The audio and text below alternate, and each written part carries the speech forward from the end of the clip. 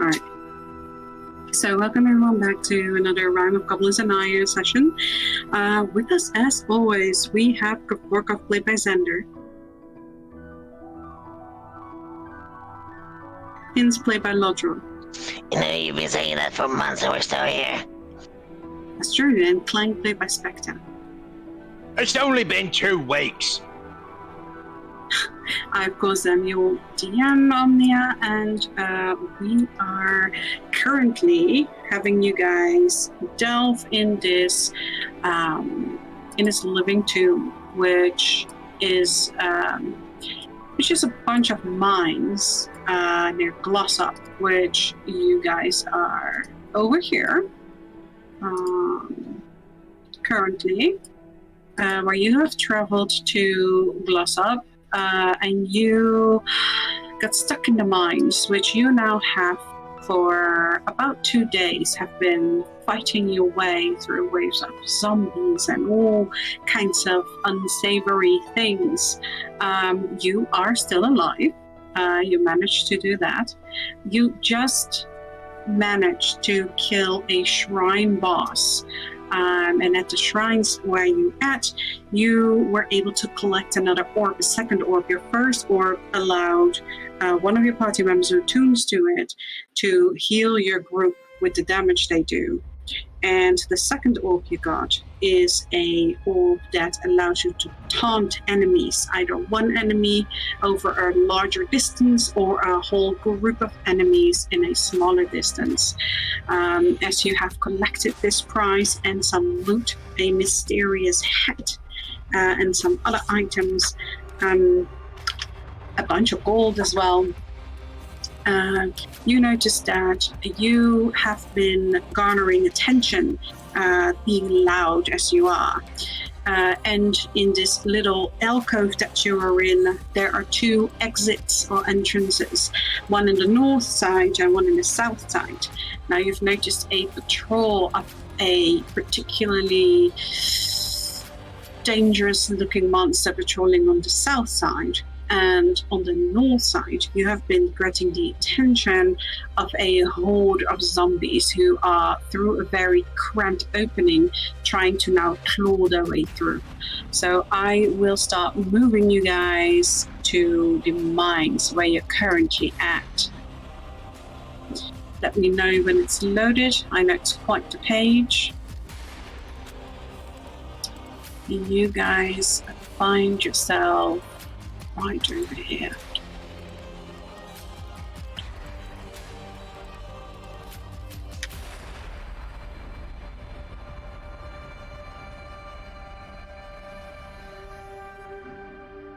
Okay, looks like it's loaded in on this end here. All right.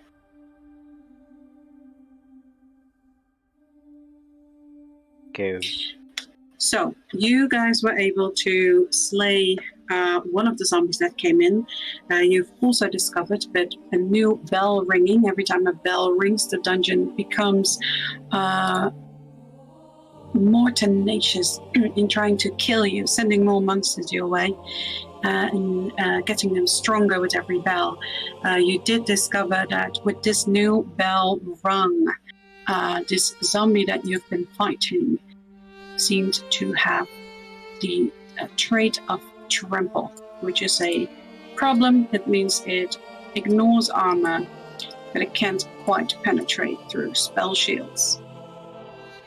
Nonetheless, it can prove a big problem if not dealt with in some correct kind of tactic or manner.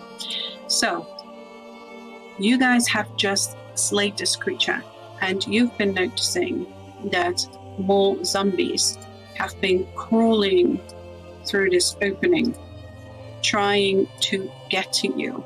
You see hands starting to claw at the inside as you see this one zombie, like its upper body is crawling through, and you see these angry claws actually starting to widen the opening at the north side here.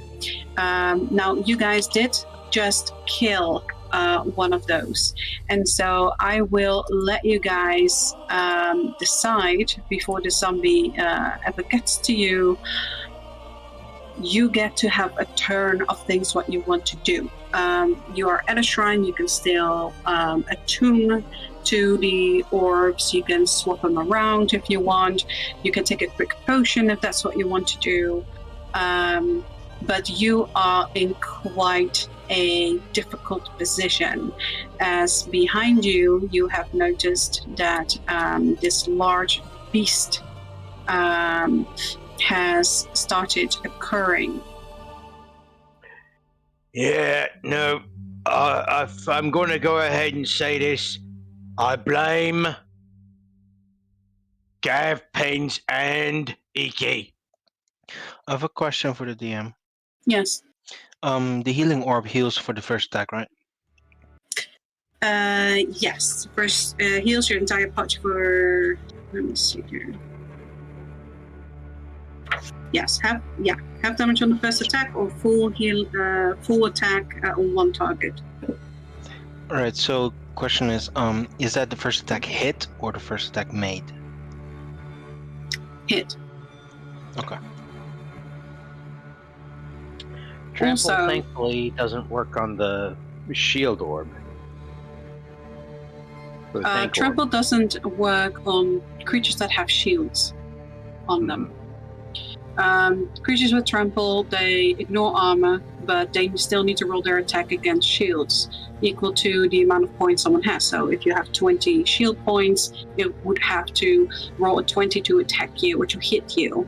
But people with trample, or creatures with trample, always have a big minus to their attack rolls. Just to remind you guys, the creature that you've been seeing lurking around and that seems to have started hearing something or being alerted in some ways, getting closer to the south entrance, was this creature over here. Oh, there goes. Oh, yeah.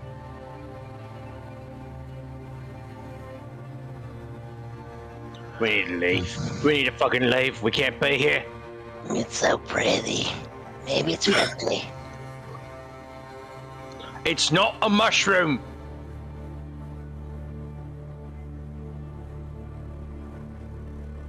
So, each of you, one, you can also, of course, choose not to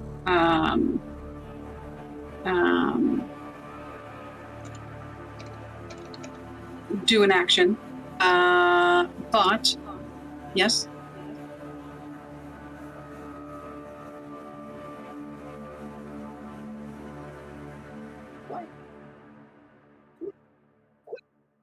Hey, no, wait.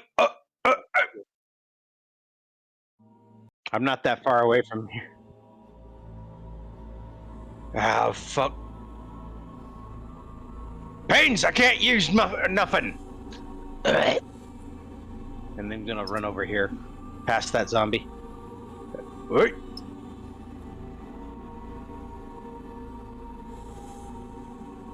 Okay. So you're on the ice there? Both of you running on the ice? Okay. Mhm.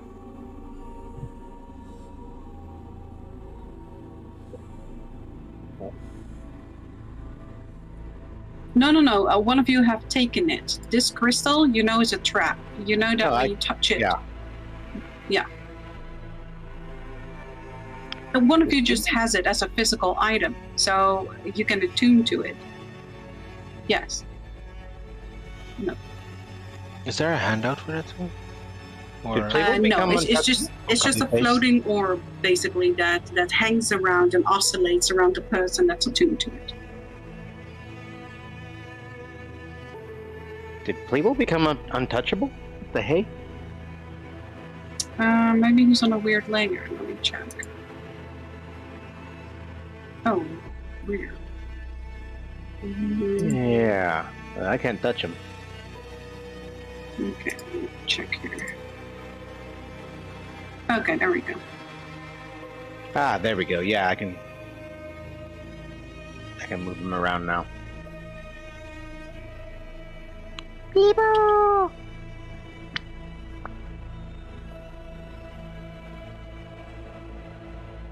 Right. Click out the tank orb. Toss it to Gab. All right. So both of you get sort of like this feeling of a little pool of whether you want to attune to this item. It is an instant, but you sort of need, you feel like it needs sort of like a recognition where you accept this item. And if both of you do, these items are properly swapped. You see pins. What is it that you're doing? I'm heading over there as well. I'm saying, Alright, that's the plan, guys. Who's taking what? Here, you take this, and I'm gonna smack him with the heal orb. All right. I'm getting knocked out. Right. All right.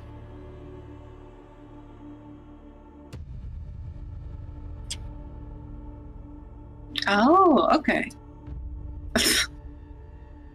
He dies. I'm gonna die right next to him. So as you guys run and quickly take your positions over there, you see that the zombie is following your movement pins as you race like to the other side. You're the last moving person, and it kind of slashes out to you. And I need all of you to please roll me initiative. The zombie's gonna roll with disadvantage because he is crawling in there. Oh, fuck. Alright. Let's roll. Wait. Was that me or the dog or the weird voices in my head again? Okay.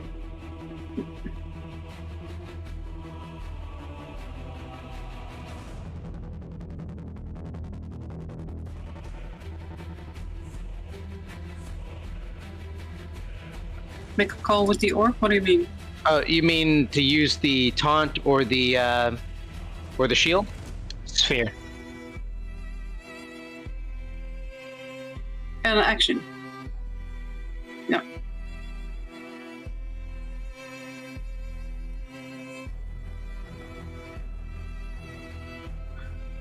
For the love of all things, if I get out of this, I'm killing Gav. Isn't he already dead? I think that's an issue we also have to address. No. He's only mostly unalive.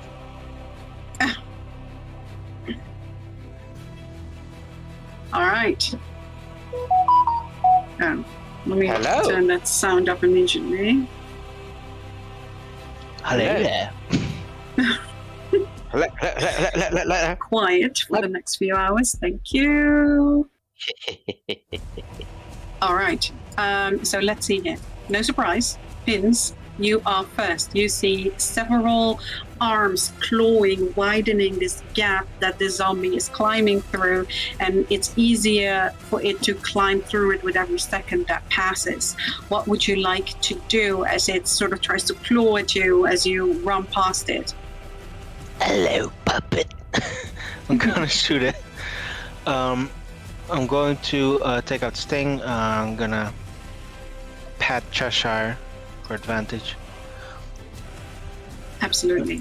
I'm gonna sharpshooter this bitch. Go ahead. Roll me your attack and damage. Since I have advantage, it's a sneak attack. So. And there we go. 21. Oh, shit. Yeah, well, that definitely hits him. Yes, absolutely. It's a 20 ethereal damage total. 20 ethereal damage. You shoot at it. The ethereal damage as the arrow hits inside it, takes damage. You hear some cracking of bone. You're not sure whether it's from crawling through a gap too tight or from your arrow, but it does seem like you're doing some damage to it. And I will heal everyone. Well, except F. I will heal the Pins and Clang for half the damage, so that's 10 healing to as well. Yeah, you can do 3 targets. Yeah, but Gav is it undead? He's undead. technically Wait. undead at the moment. Yeah. Oh, that's true. I totally forgot. I'm sorry. Yeah, I forgot that you were under. Yeah. Alright, so that's 10 healing to Clang. There's another 3 healing for 10 healing, 10 healing, 10 healing. everyone but Gav.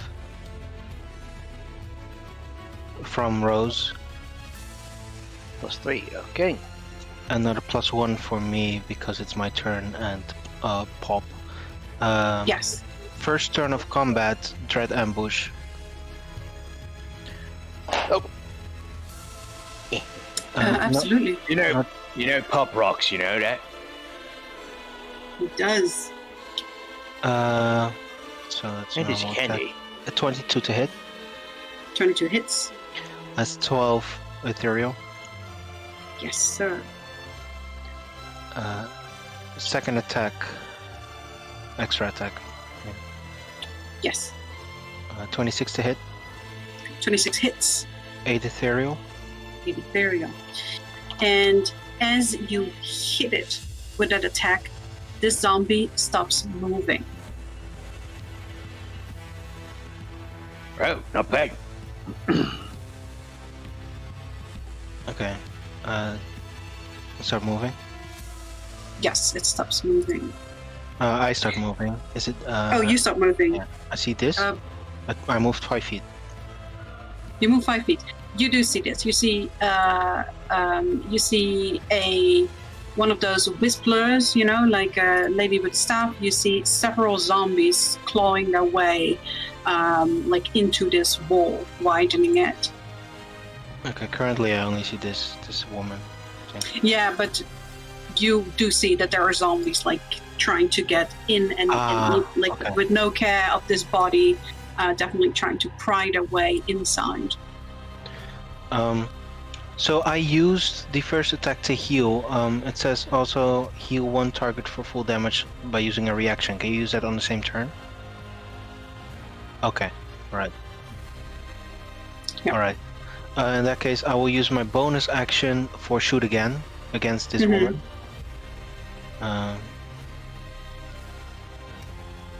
Let's say 13 to hit. A 13. Actually, let me check her armor class. A 13 does not hit her. Alright. That is all of my actions. I'm going to use the last of my movement to move over here. Okay, please roll me a 1d2.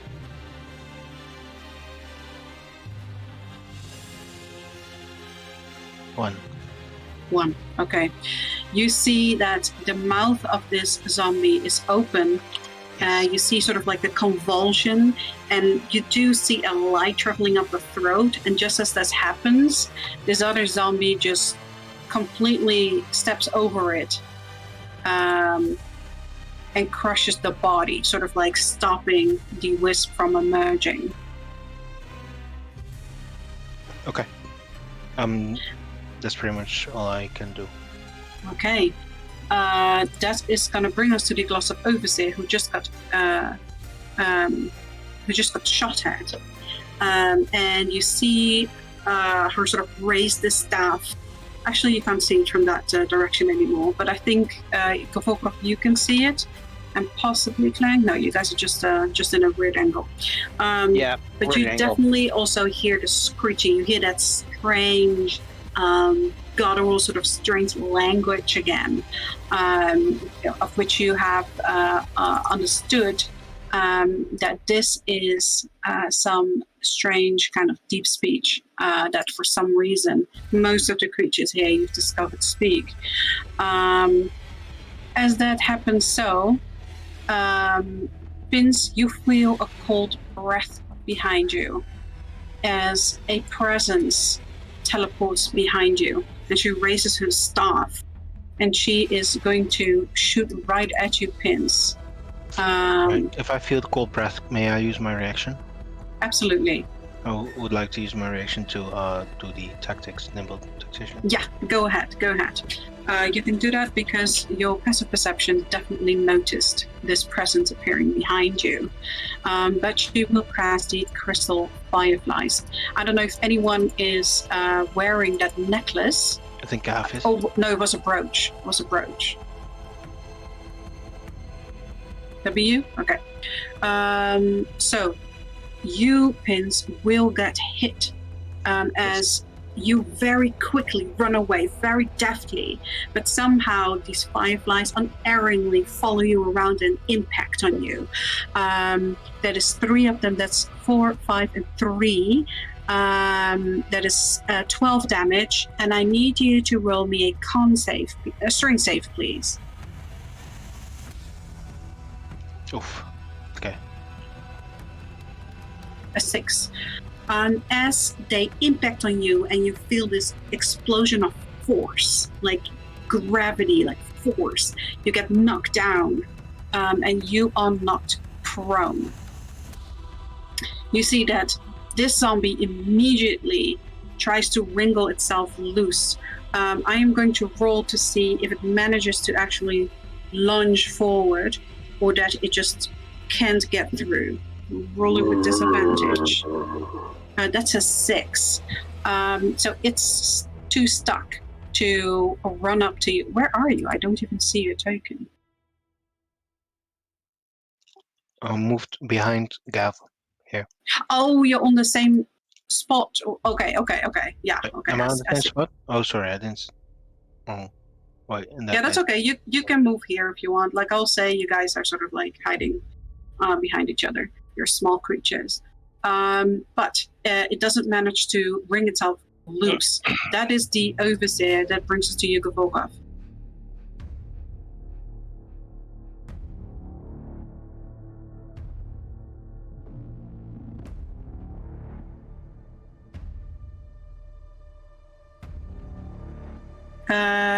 Yeah.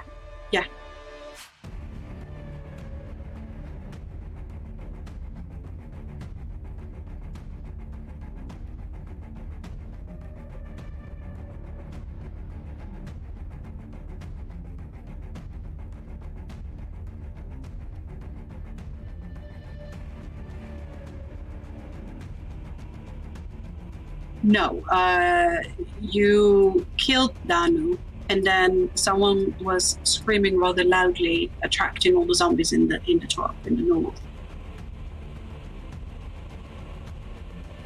Yes. Okay, very good. That is good because you do know that they try to push you guys over, so that's smart. That's disadvantage, right? Okay. Okay.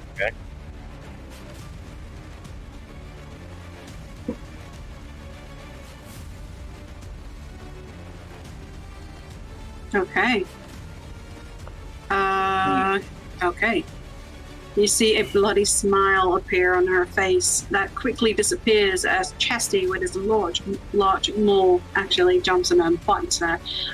Is that your turn, Gavorka? All right. That brings us to some Glossop miners who are going to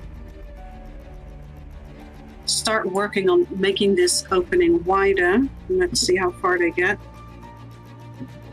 Okay. So they both start, you hear that sound like king, king, and you see that some of the opening, like the top and the side, starts crumbling.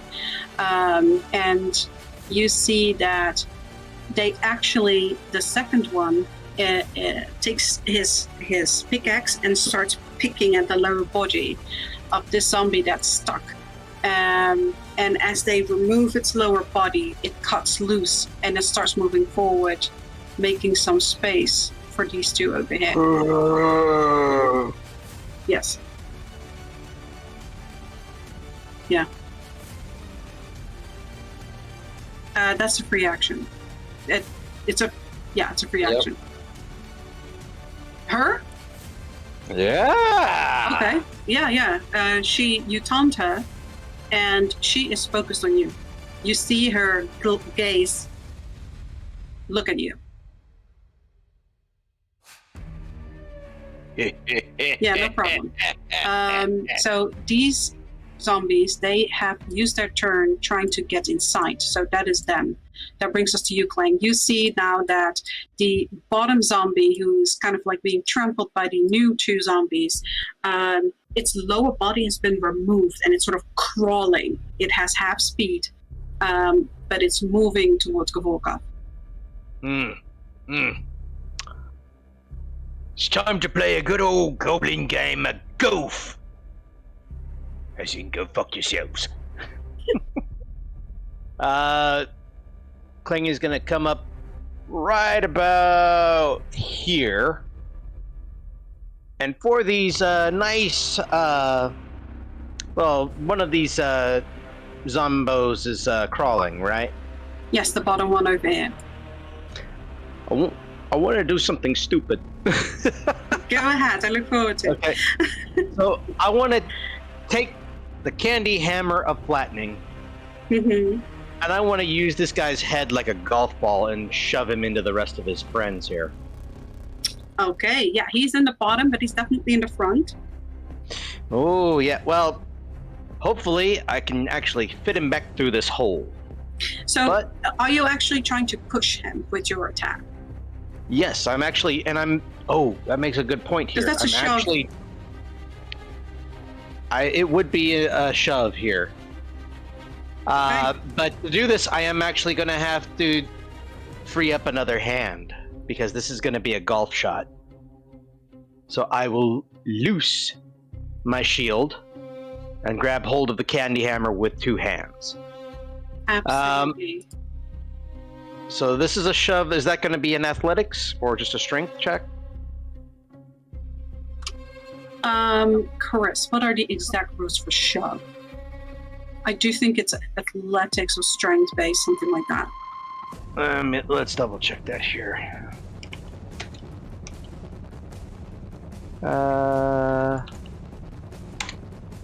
Let's see. Using an attack action, you can.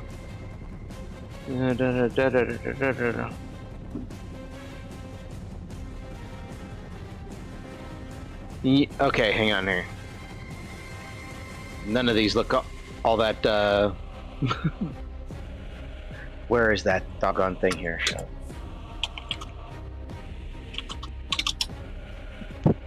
Okay.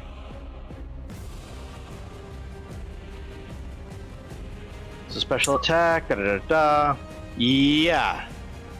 The attacker has disadvantage on its strength checks when it does so, or strength athletics check when it does so. Okay, okay. So I would have to do this at disadvantage, I believe.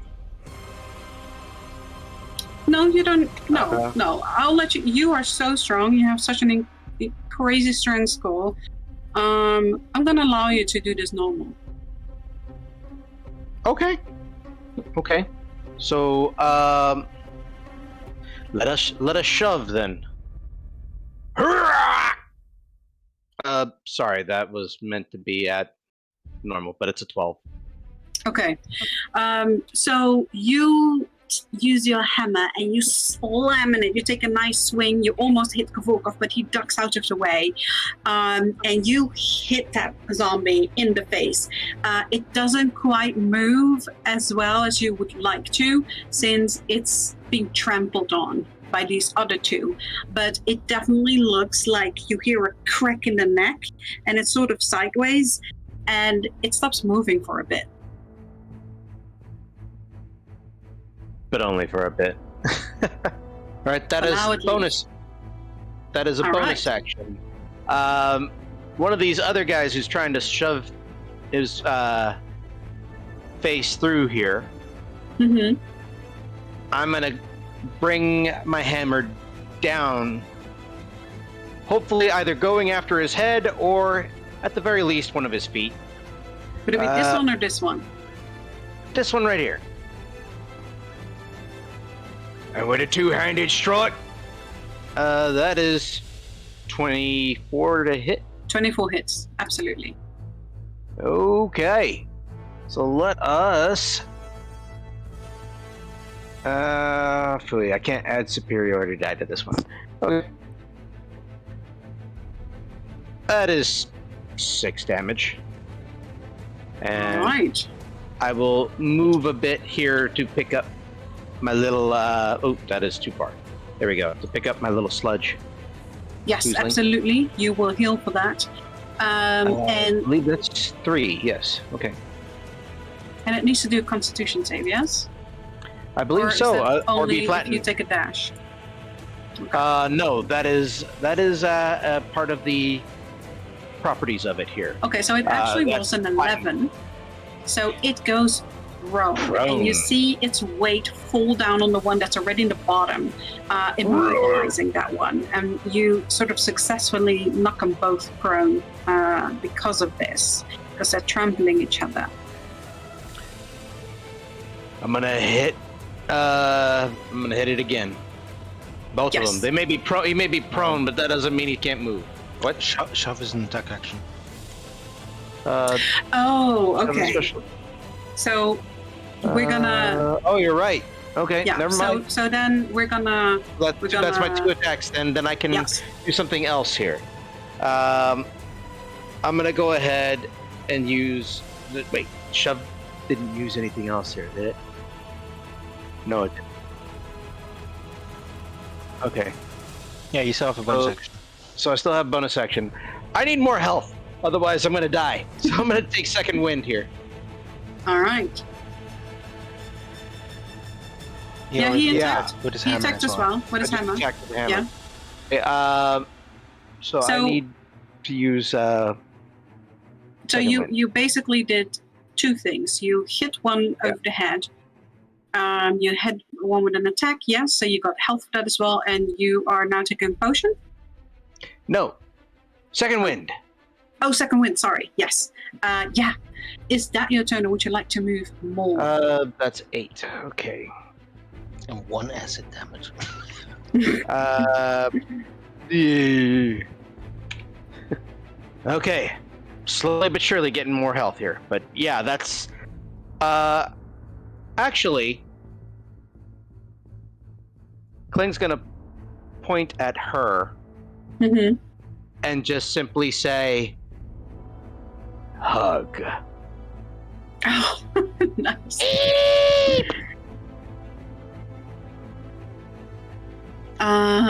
Yes, her movement speed becomes 10. Yep. And Plibble hugs her, and you see the annoyance on her face as she's trying to sort of kick him off her leg, but no, he's holding on tight. Is that your turn? That is all I'm doing, yes. Okay. That is going to bring us to the bottom Glossop miner, who you see its neck is bent the other way and is now trying to put its head the other way. It already had half movement speed. Now it's prone again. It cannot move. It is, however, very close to you, Gavorkov, and it's going to simply just try and bite at your ankles. So it's going to roll its attack. How many shield points do you have? Always cut your ankles. Yes.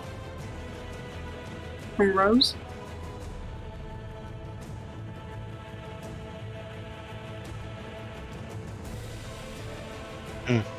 Oh, yeah. Yeah, it is a shield. It says it is a shield, right? Or does it say... Or does it say...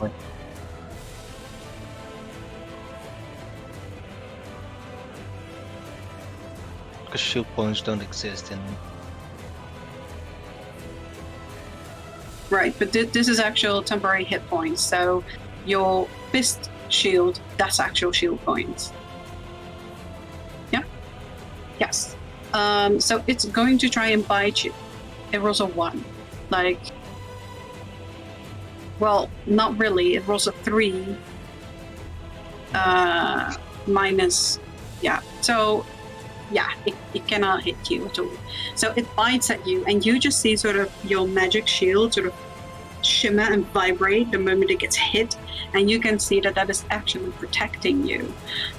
You do see that these two are getting sort of pushed farther in as now another zombie is trying to enter the fray. This one falls over. Roll me a deck save to see if you get cut under this body as it's getting pushed forward, and also tries a bite attack on you as it's falling. 17. You do manage to get out of the way, knock it under the body. It misses you with a bite attack as it rolls a 3. They are not doing so well. So that is it for them. Pins, you see all that is happening, and it brings us back to you. Right. You have my movement to get up. Yes. Let's see. I wanna move. I don't see the woman here anymore. The woman, she's here. Yeah, you knew wait, she was there. Actually teleported. Oh, that was Yeah, her. she actually teleported inside. Like you felt the cold breath of her Yeah, I thought that was basically another behind you. Yeah. one. Okay. Everyone. Clang heal 3. Oh boy. Oh, and remember to heal 1 from Pop. That's right. That's right. Okay. Where are you? Oh, there you are. You don't look so good. So this woman, is she? You know what? I don't care. Bonus action. Gonna bonus action Hail of Thorns. Okay. On who? On where? So this is just let's see. The next time you hit a creature range attack, so it's on myself. And then it Okay. triggers when I hit a creature. Mhm. So I'm going to shoot. I guess. Is it disadvantage to hit a prone creature? Yes. Okay. Well, is any of them not prone? Oh, most of them aren't. Like these two, not prone. Okay, I'll try to hit this one. In the back? Yeah. So question. They have tremor sense now, I believe, right? Yes, they definitely seem to do. I use my bonus action. Okay. I pet over the scratch Cheshire under the chin for advantage. You see that Cheshire has jumped on your shoulder and is barking and meowing like, menacingly at your target. Yow! I'm trying. Let's see. This is. Yeah, a sharpshooter on that guy over there. That's a 20 to hit. 20 hits. That is 24 ethereal damage. Yes. You once again see that every time you hit it, you see there's this explosion inside. Almost knocks it backwards. I will use my reaction to heal Kalang for 24. It's full amount, right? Yes. Alright, Kalang heals for 24. Very, very good. No attack. The target of attacking this creature was okay. Everyone around within 5 feet of this target needs to make a dex save. All right, let's do that. That's 4 creatures. So let me see. 1, 2, 3, 4. I think That is a. Yeah. Anyone that's prone has disadvantage on dex saves, no? Yeah. That's a 13, a 5, a 16, and an 8. 14 is the DC. Okay, so that's a fail on this. Do they get knocked prone? No, a creature takes 1d10 piercing damage on a failed save and half as much on a successful, so I'm gonna... Okay. Yes. There's only one that made it. So all of them take... Yeah? Why?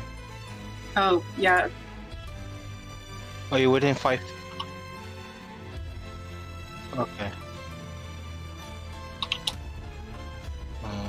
Well, so be it. Yeah, but you targeted this one, right? Oh, yeah, Yeah. that is true. That's still within 5 feet, yes. Yeah. So everyone takes 3 damage and the piercing, so I don't know how much that is reduced, and then 1 damage for the one that succeeded. Okay, yeah, I took off their damage. So only one made it, but all of them have taken that damage. Alright, 15 you said, Gav? Alright. I'll take a step back. Let's see. Reaction. Oh wait, that was my first attack. Bonus action. Extra attack. Same target? No. I'm gonna shoot her. Okay, yeah. This is not a sneak attack, not a sharpshooter. I have to click. So 14 to hit. 14 doesn't hit her. Okay. Is she using tremor sense or blindside or not? Basically, can she see me? Basically, It seems like she's aware of me. she's aware of you, yeah. Okay, yeah, then it's just a 14. That's my turn. Okay. That brings us exactly to the Overseer, who raises her staff in the air and she screams this strange word, and light emits from her mouth and her eyes, and the staff glows up and starts glowing over. Yes. Absolutely. Roll me that. What third level? Yes, you do that, and you see that just as the Vorkov casts something, that all that magic that is in the air and these tendrils that are reaching for these zombies fizzle in the air, and she looks at you in fury, Vorkov.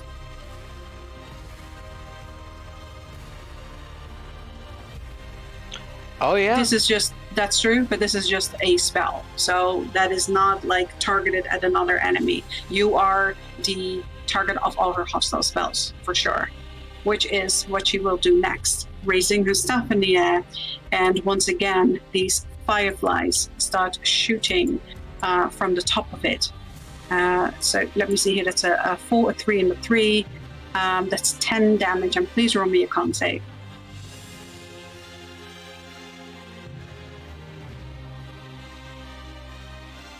Oh, are you wearing the brooch?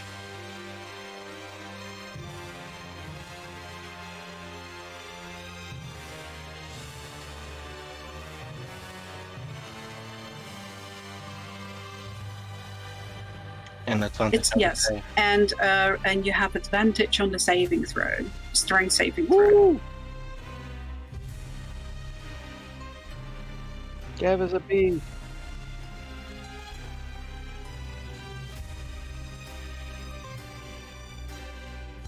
Mm-hmm.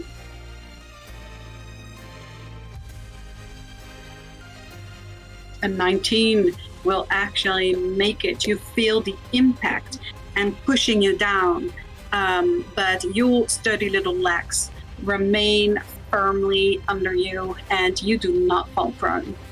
That is the miner who is just like shaking that staff in anger. Volkov, that's you.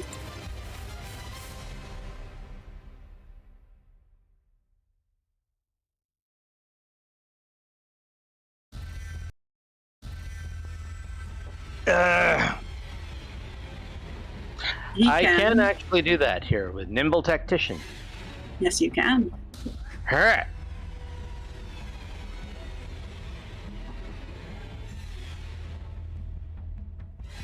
Okay. Yes, that is everybody.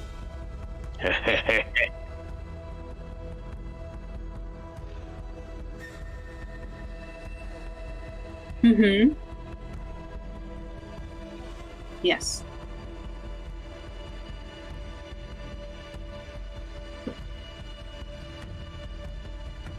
Okay, so the bottom guy over here you're attacking. Okay.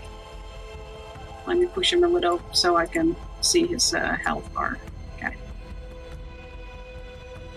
14 does not hit. Is that with advantage though? Okay.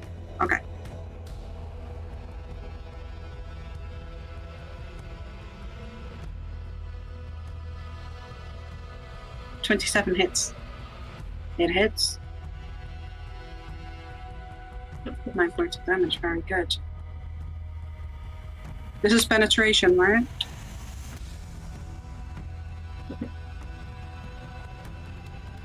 $15 gold. All right. Yes. You do see, though, that as that shield, like sort of a tendril of your shield blasts back at her, doesn't seem to really do anything to her.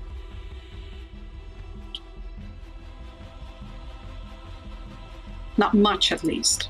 So it seems It seems like not that she's resistant. immune, but resistant. Yes.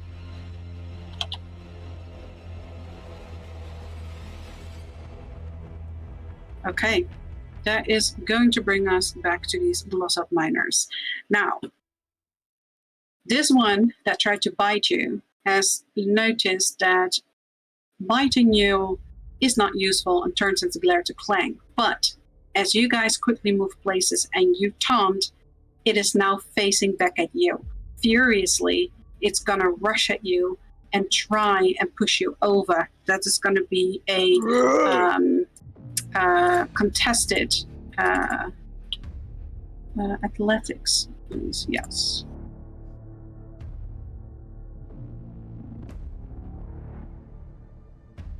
He rolls a 20, so you do get knocked prone. And as you do, all of these launch at you to bite you. So I'm gonna roll all their rolls, as that's gonna be 5 bites.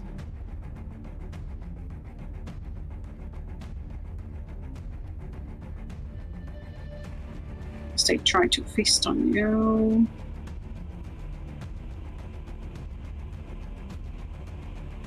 Okay, well, that's a crit 1, that's a 5, that's a 9, and that's a 10. Does any of those hit you? 9, 10 hits? Okay. Oh, 5, 9, and all of okay. Didn't you just get a shield back also with your fist attack? Okay. Yes. Okay. So that is, let me see here, 12 plus 15 plus 13, that is 10, 30, 35, 41.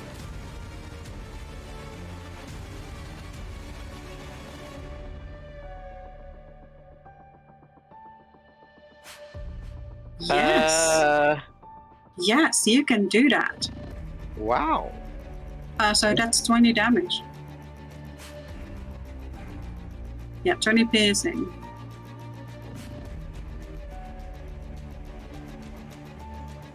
It does do something to them. It doesn't seem like it's doing a lot, but it does do. You definitely see their movement slow and wounds appear on their bodies and arms everywhere. Some are stumbling. You see that you just blast one zombie's arm off. That is the miners, though. Clang, that brings us to you. All of these are now sort of crawling over Gvorkov, who is fallen over. Hey, get off him! And let's go ahead and let's try and see if we can't smack the ever-living daylights out of them. Oof, that is a 13. A 13 will not hit. So stand still! That was a 17 for this yellow one right here. 17 hits. That's just its armor class. Wait a minute. I keep forgetting. I keep forgetting this. Oh, that's true. Yes. You have advantage still. Okay, so 17 for the first hit then. Yes. He'll take that. 14 he won't, but 17 he does. How much damage? Oh, that's 14 damage. Okay, that's very good. You see that you just smash into this zombie and you just crack so many bones.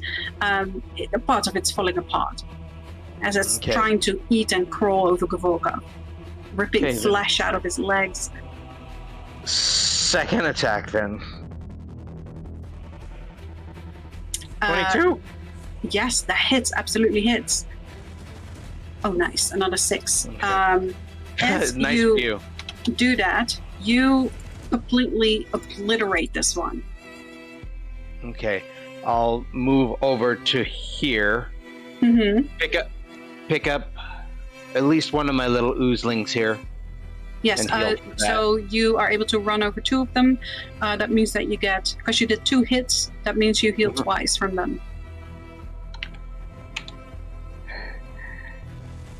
Bless the blurb. And please bless roll me a you. 1d2. Yes, ma'am. You definitely see those 2 oozlings proudly dancing on your shoulder.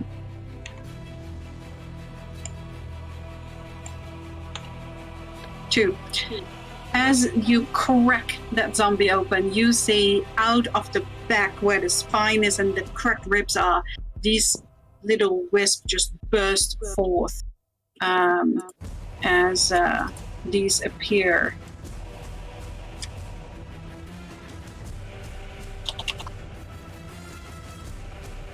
Yes. Yes.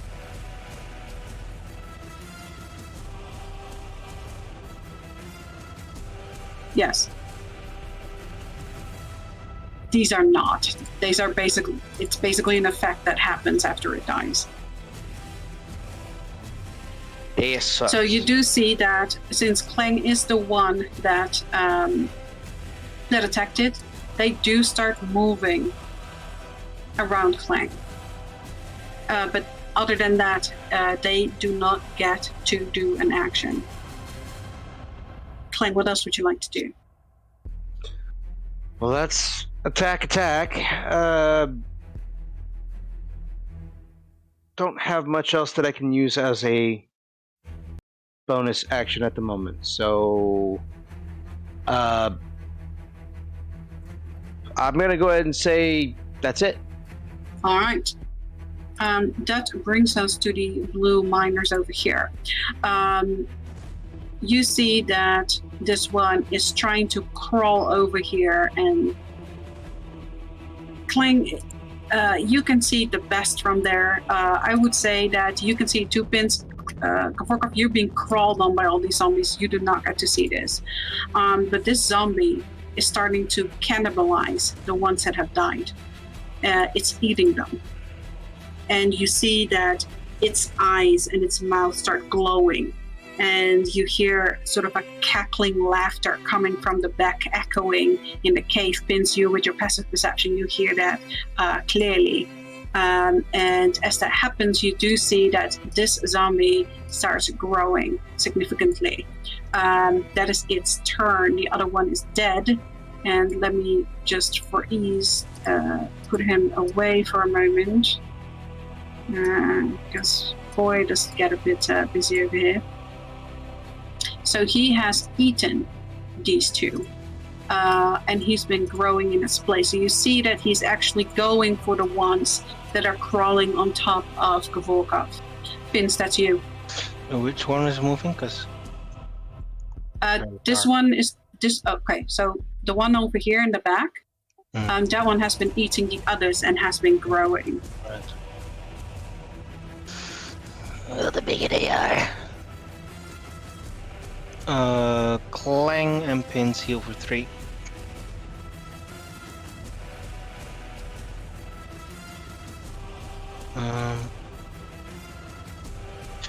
I'm going to use a bonus action for Samira Celestial Boon. Mm-hmm.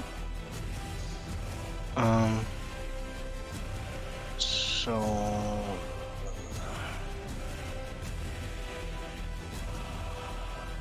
I'm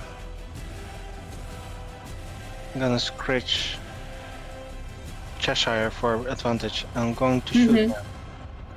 Okay, absolutely.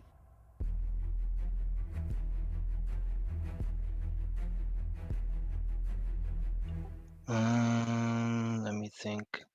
Are there a lot of zombies still in the back? Yeah. You don't see any more coming in. You haven't heard any more clinking. You have the feeling that this was the group, the swarm. Since Gav and Clang are there, is he considered flanked? Or is Gav? Well, technically, Clang is on the side and not behind it, so they're not Okay. flanking.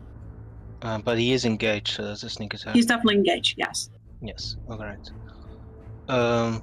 And where is this? Gonna shoot him. Well, he is engaged with eating his party members, so I don't know if that matters. Who is he is engaged with? That's a 19 to hit. 19 hits. Okay, this is with silver, so it matters. But this is ethereal, a total of 30 damage. 13. Yes. And as you hit, you hear it sort of kink into the armor, gets stuck there. Definitely does damage as it does kind of like a screech, momentarily stops devouring the other zombies. And you see that its head slowly turns to you, Pins. Yes. Look in the eyes of your demise. Yeah, Clang heals for 15, I heal for 15. Okay. Ooh-wee. Extra attack should again. Extra attack. What? Absolutely, Sorry, go ahead. this is wrong. This is just an 18. Yeah. An And 18 does not hit. Does not hit an 18. Okay. No, does not hit. Uh, Your 19 did.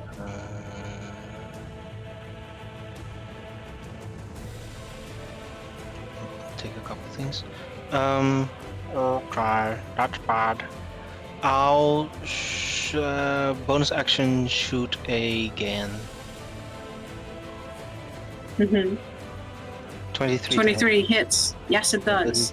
is, 8 ethereal, 2 force. 83 to force. 10. You see it impact, and you see that explode.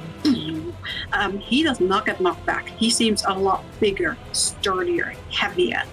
And as you shoot him for the second time, he opens his mouth, and you see lightning start crackling from his throat up to his mouth. And I need Clang and you to please roll me a dex save. Oh, that can't be good. Oh shit. Dex save. 14 Shoot, will 14. not make it. 11 does not make it. So both of you are going to take the full damage of that. That is 24 lightning damage on the both of you. Why do I roll so low on my saves? After that, Oh. it stops moving forward. Prince, is that your turn? Let me think. A bonus action, extra attack. I can move. I don't think it's a point. I'll stay here. It's fine. Okay, End my okay. turn. That brings us to the Overseer, who is locked on you, Gvorkov, and who once again, you see her try to... she sees what's happening with the other zombie being devoured, and she just lifts her staff up in the air as she's looking to attack you again, as she can only attack you. And she is going to do the fireflies over here. That's 3. That's 11. 11, but you take 6 because you're resistant. You are already prone, so you don't need to do anything about that. She then disappears from your view. And you're not sure where she's gone as you're laying on the floor. Spins roll me perception.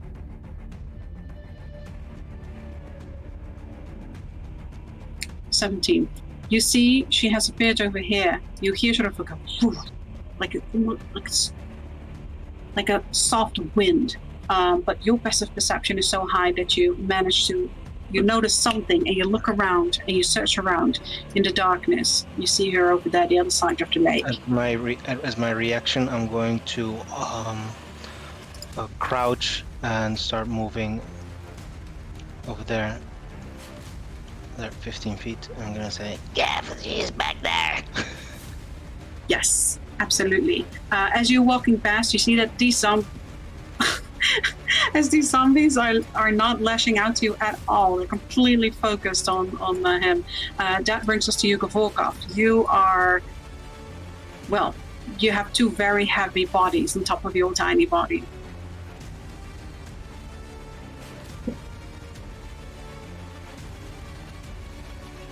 Mm-hmm. So this one is the one that's mostly on top of you.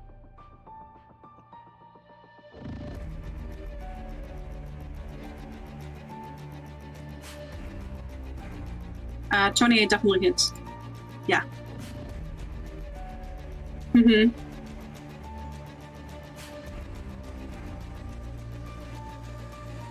Holy shit, okay. So where do you want to propel him?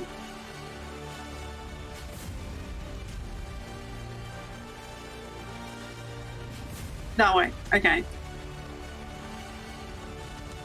Yeah, so you definitely knock him backwards. So you can knock him 5 feet, basically. So you can knock him all the way over here or all the way, like, against the other zombie.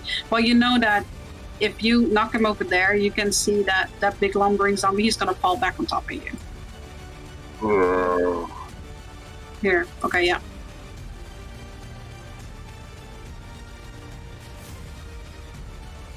Absolutely. Yeah.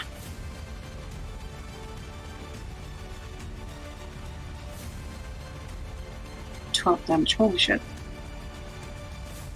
As you do that, you crush that skull into its body and it just stops moving. Roll me a 1d2, please.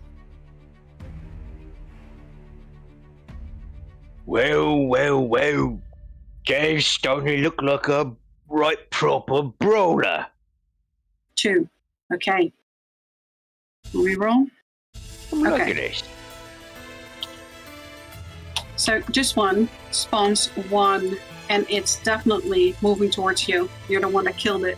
You do see, though, this big one respond, and you see it lick its lips as it's looking at both the body and the wisps.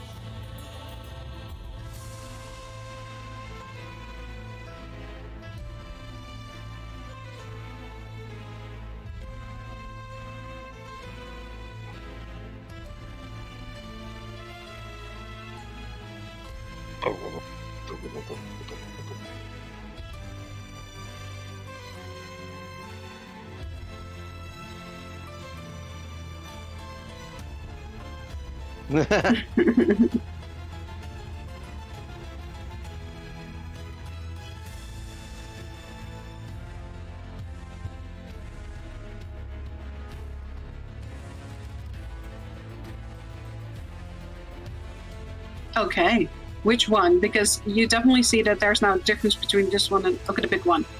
Okay, tell me on Bill.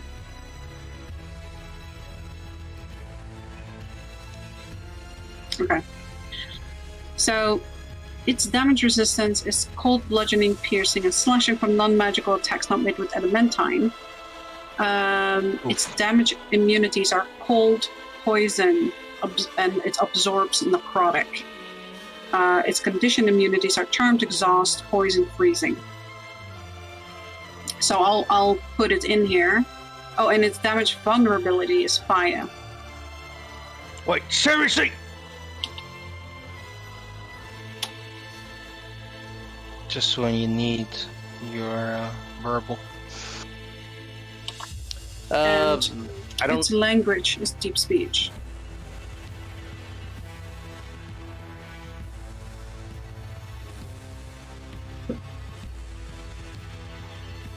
Yes. Yep.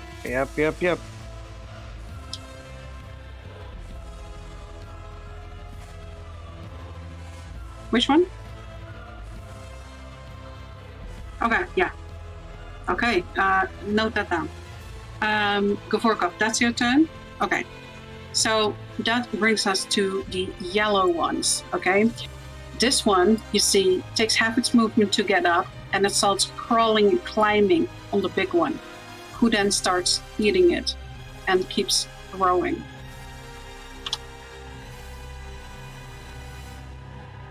You see that this wisp over here also starts flying towards it. So do these two. Clang, you do get an attack of opportunity because they are flying past you. So I will hit it with a hammer. yes. Which one do you want to hit? The top, the middle, or the bottom? No, the top or the middle. Let's see. Let's go with the middle. All right. Are you? And that is 20 to hit. A 20 hits it. Actually does. That's 8 damage as you. It almost feels like you just go straight through it, but the wisp spread and it dies as it's in flight to get eaten. As both of these, though, do fly into the mouth of the big zombie. And you see that its throat, its eyes, everything, there's crackling magic. You, Pins, and Clang, just previously being hit by this, you definitely see that this is the same effect that happened when he started to open his mouth and do this blast of lightning. Hit the deck! But that is their turn. Clang, that brings us to you. Seeing how little damage this this hammer is going to do, he's going to take hold of the adamantine pickaxe Oh, okay. and drop the hammer. I'll pick that up later. And well, this thing is huge now. Yes, it is. I'm gonna jump up and try to get it in the gut. All right. How does a 16 hit it? A 16 does not hit it, but you're hitting it with an adamantine weapon, yes? Yes, I am. Okay, so you definitely feel like you're flunking your attack and that it's clumsy, and the difference from your hammer suddenly to the pickaxe, the weight of it suddenly being different, just puts you off for a bit, but somehow you still get that lodged into its stomach. And it does take that damage. So roll me damage. Okay. It growls at you angrily and starts opening its mouth. Please roll me a dex save. Oh, fuck. No! It's a 9. Okay. So, that does sadly not make it as you're dangling onto its body. So let me see here what that damage is. 5. That is 19 points of lightning damage. 19 points? Yeah, of 19. Yeah. Well, not the worst damage I've ever taken. No, it is not. Okay. Hurt! You And see, I'm gonna... roll me perception, because you're right. Basically, he basically blasted your face. 15. Okay. You see that definitely the electricity, the intenseness of that light and that sparking diminishes a little. I'm gonna kick off him and try to hit him again with that pickaxe. Absolutely. Go ahead. How's a 26 hit him? 26 absolutely hits. All right. So that is 8 damage. It's not doing much damage, but it certainly is helping out. Certainly is. You also see that this damage is pure damage, and it's definitely you are just tearing through that stomach to that skin. It once again though opens its mouth. Please roll me another dex save.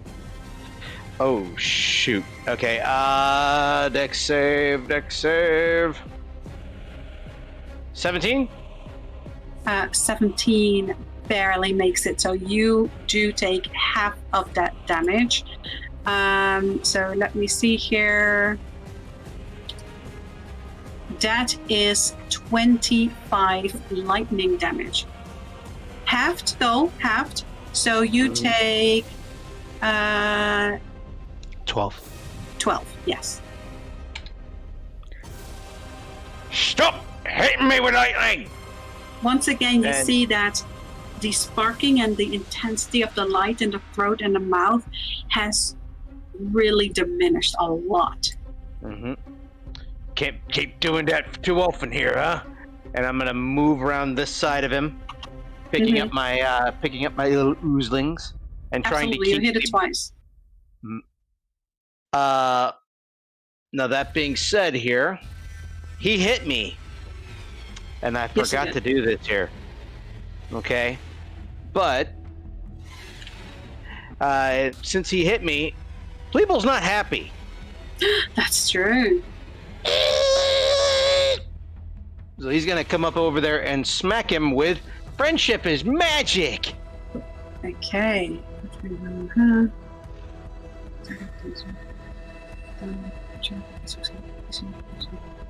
Right, yes.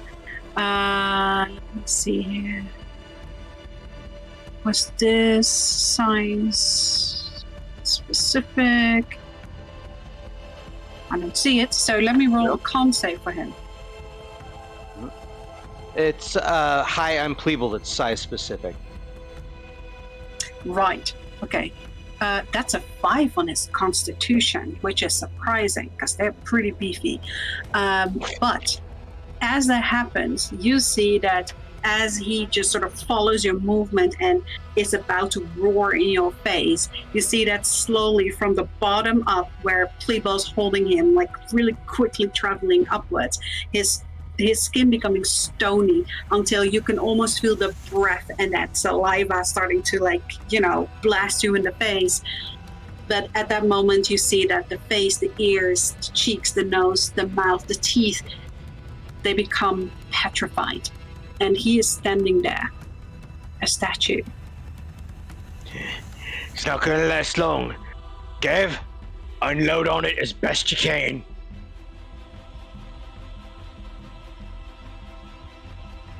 Yeah. I'm gonna sit right here and hold him still here with Playboy. And that's all I'm gonna do. Fantastic. Very good. Actually. That brings us to the Glossop Minor. You overhear.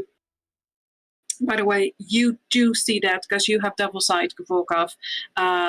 You do see that once again she starts casting a spell. You see tendrils coming from the top of the staff to her fingers.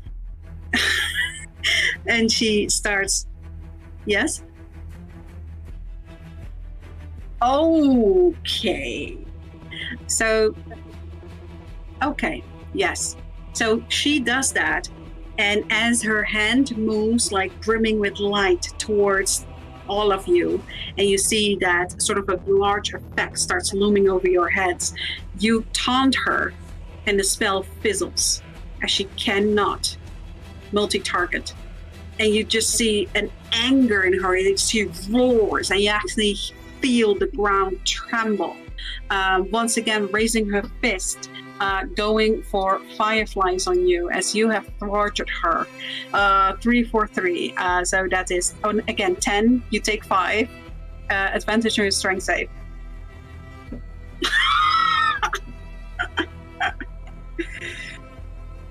Yeah.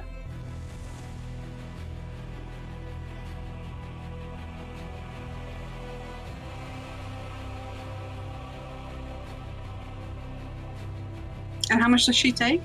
15? Right.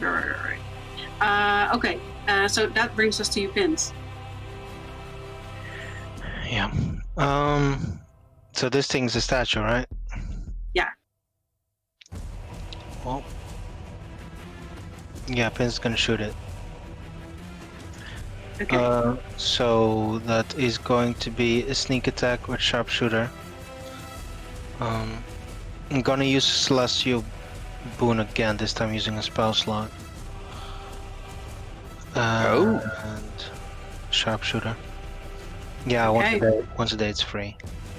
So bonus action. Let's see. The mirror. Give me some oomph here. And I'm gonna pew him. Pew pew. That's a 23 to hit.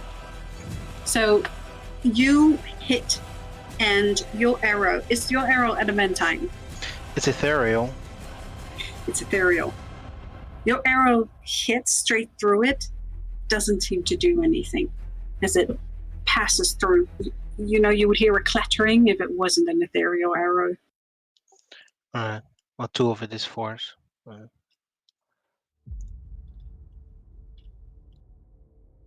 Don't worry, I got this one. Oh wait, how much damage was force? Oh, 3 damage was force damage. Mm-hmm.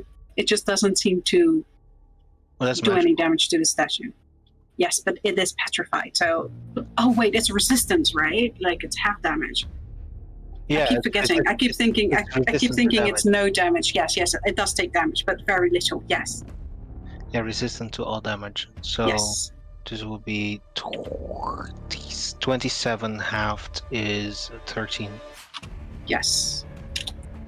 So you do see that this statue is starting to crumble. Okay. Does attack again, still a sharpshooter. Damn. This, oh, that's a miss. Don't have a bonus action. Oh wait, how much did we do? 13? I did 13 damage?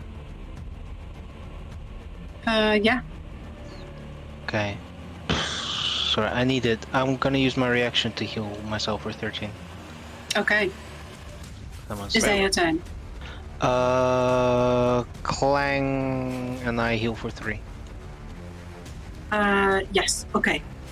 Okay, thank you, Rose. That's my reaction. I think I'm gonna just keep moving over here. All right. Wait, didn't we just have her turn? Am I messing things up? Okay. Probably Instead. mixed up somebody. Sorry.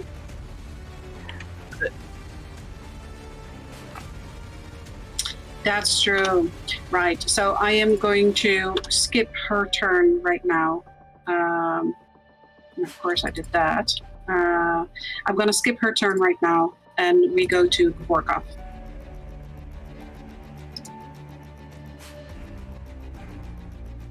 Fuck him up, Dave.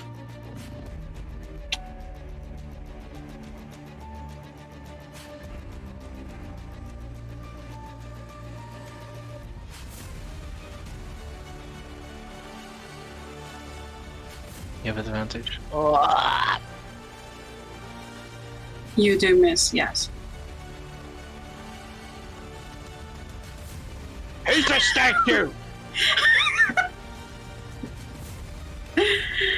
17 misses. Yes. 19.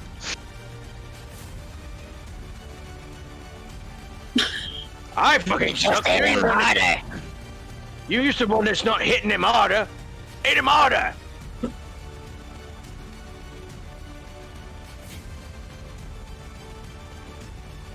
Yes. Okay. Okay. Absolutely. Yes. Is that your turn?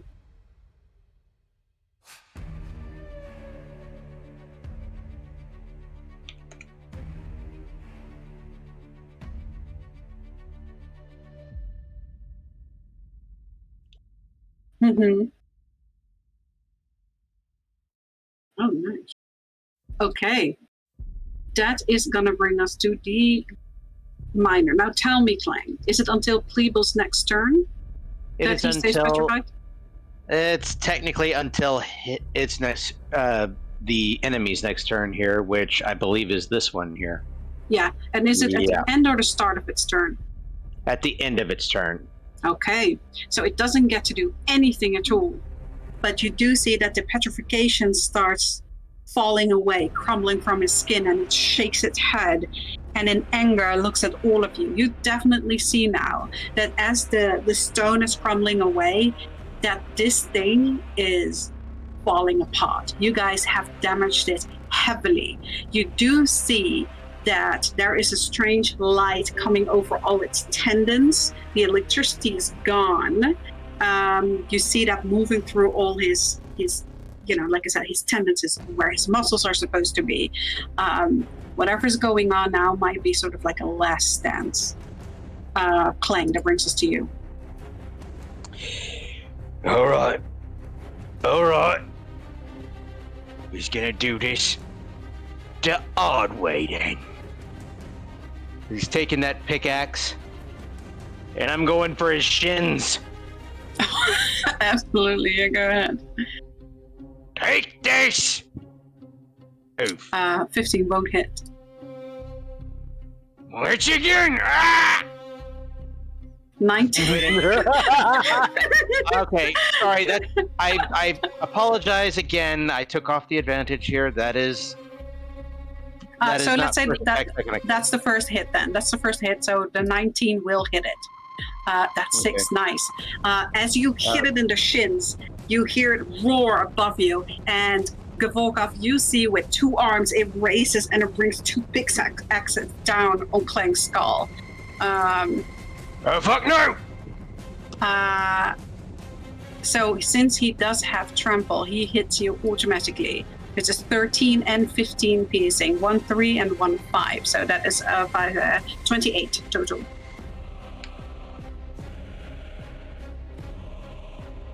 Dirt! And he's just gonna yell at the top of his lungs, completely inaudible or undiscernible. It's just a ramble of rants here, and he's gonna Stop yelling! That's how we got here in the first place! Vince, roll me a perception, and Clang, absolutely, that hits. That hits. Okay, and he will move again to pick up his oozes, and Pleeble will once again go, "Oh no, the fuck you didn't." Absolutely. Let me roll a con save. He's not gonna hold him. He's just gonna smack him in the shin. Okay. Just because he's like, no, be friendly. But that hits. How much damage did you do? I didn't see the damage. I did 9. 9. Clang, how do you want to kill this behemoth of a zombie? I want to have this be a tag team between Pleeble and Clang.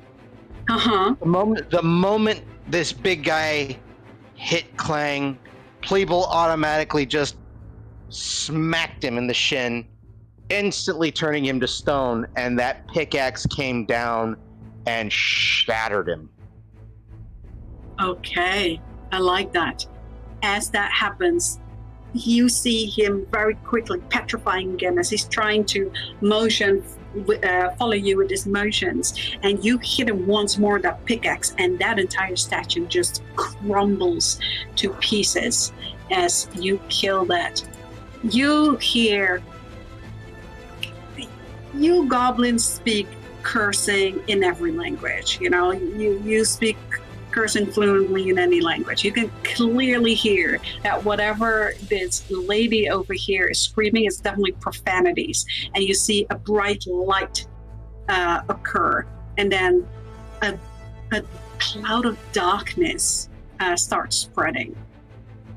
Clang, is that your turn? That's all me and Pleeble can do. You didn't hit it all. Also, that one's doing a thing. We should probably stop it.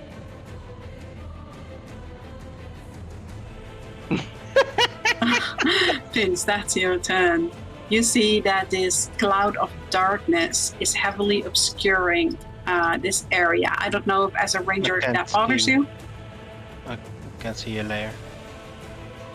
Oh, am I not on the right? Oh, wait.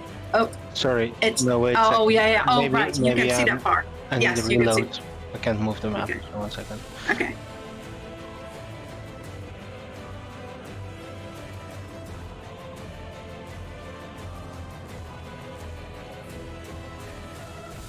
All right. So, I can see where Rose is, and I can. You can see where Rose light. is.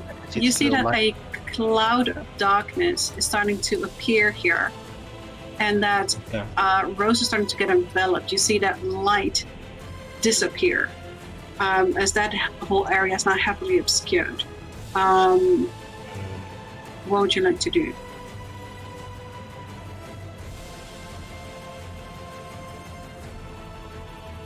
I need to read. Specifically versus... You can see. I can't see. That's the problem. This counts as magical darkness, if that helps. No. Or... What can we do about these guys? Rose heals Clang and me. Okay. And she also heals the zombie. No, just kidding. What can I do? I'm gonna have to move towards her.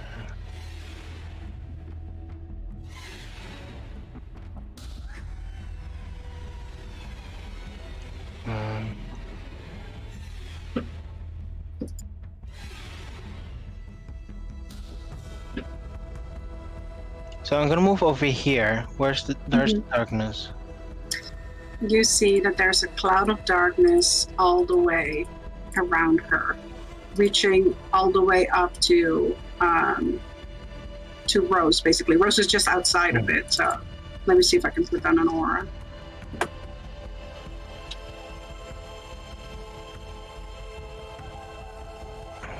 Let's see.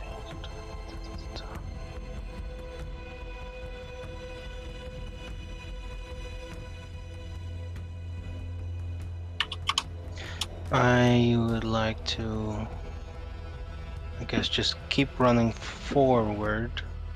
Does darkness give me half speed? No.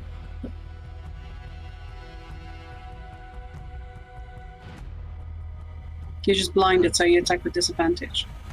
Yes.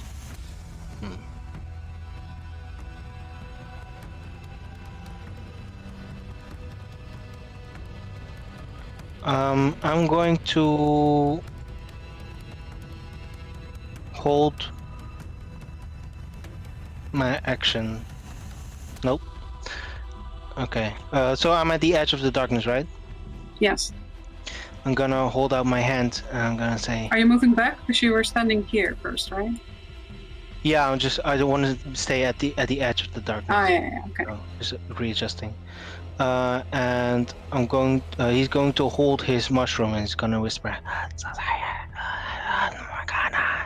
and he's gonna reach out his hand, and within about 20 feet in front of him, he's going to cast a silence globe. Ooh.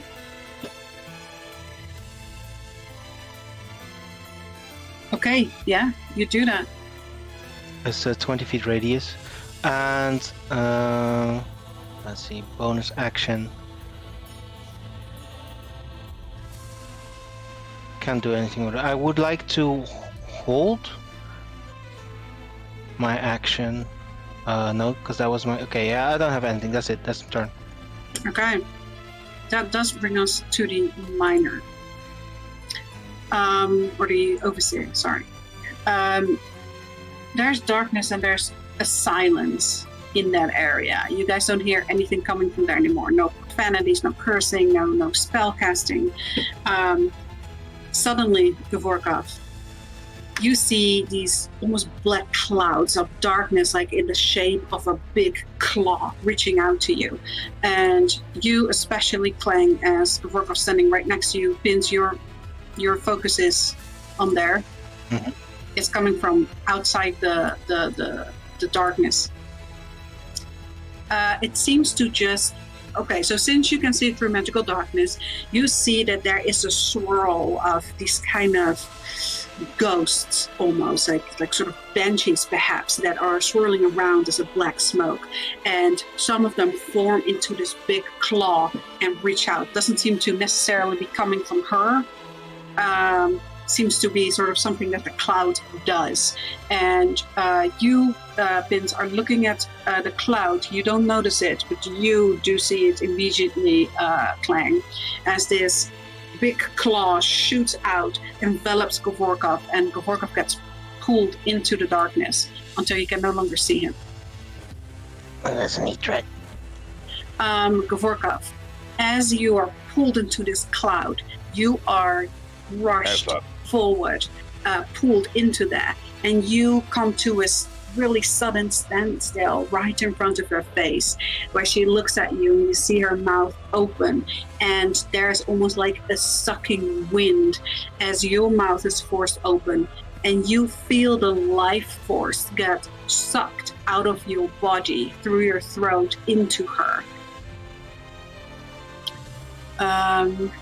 So let me see here. Life leech. He's already got a girlfriend. You can't do that. That is 23 plus. Okay, so that is a total of 32 necrotic damage. Is that a spell? It is not. 32 necrotic damage. You're undead. Oh my god. You're immune to necrotic damage. You're undead. So she is like trying to suck the life force out of you. And it's just not really. Yeah.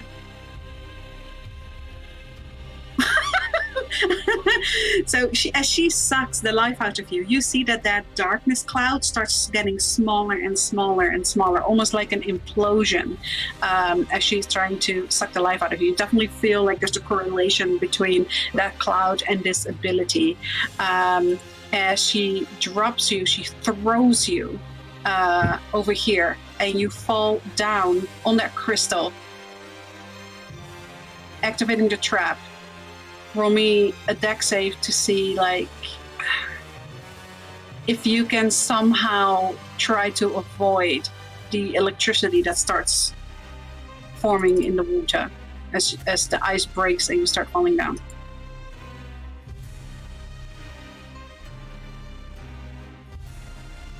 Dex save, yes, sir.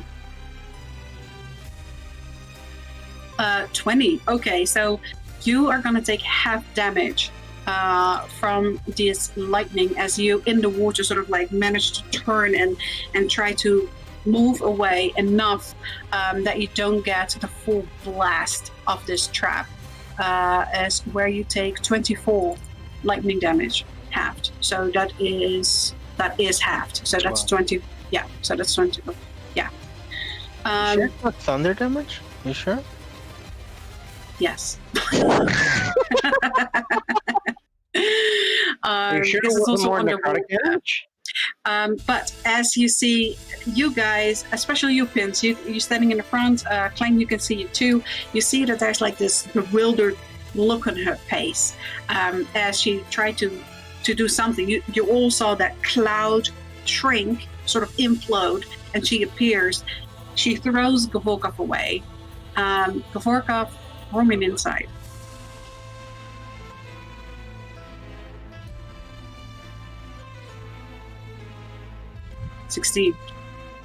Not bad. You hear the whispers of your blindfold, of the dusk rose that you have, the wreath, and you know that this was an effect where she sucks in all the life force, and that cloud implodes and then explodes in a very large radius for all the life that she has sucked out of you. But since you are immune, that didn't happen. She explodes for a whole ass 0 damage. Yep. So you guys feel sort of like a shockwave that just feels like kind of like a comforting cold wind, and nothing happens. And you see now Vince and Clang. There's kind of a dread on her face. All these other zombies are dead. She's here alone. You see that the light of her staff has gone out. Whatever this cloud must have been, it forced her to sacrifice her staff for it. And she desperately looks around for a way to get out. That is her turn. Gavorkov, you're in the water. You just being zapped. And it's freezing cold in there. It is your turn. Oh, yes. Very good. Are you shooting? Like, where are you shooting?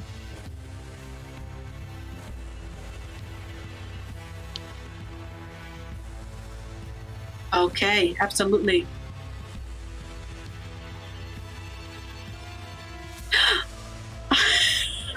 Okay, roll me that attack. Oh dear lord, he's learned the ways of the badass. 27, definitely. And he mastered the shit talk. Damn. Oh my god, a 6.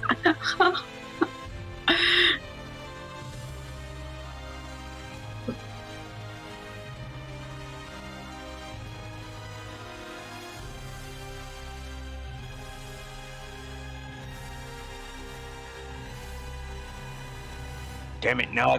Yeah.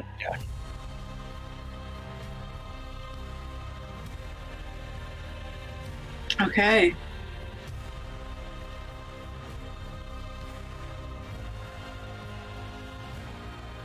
Okay. Okay. Okay.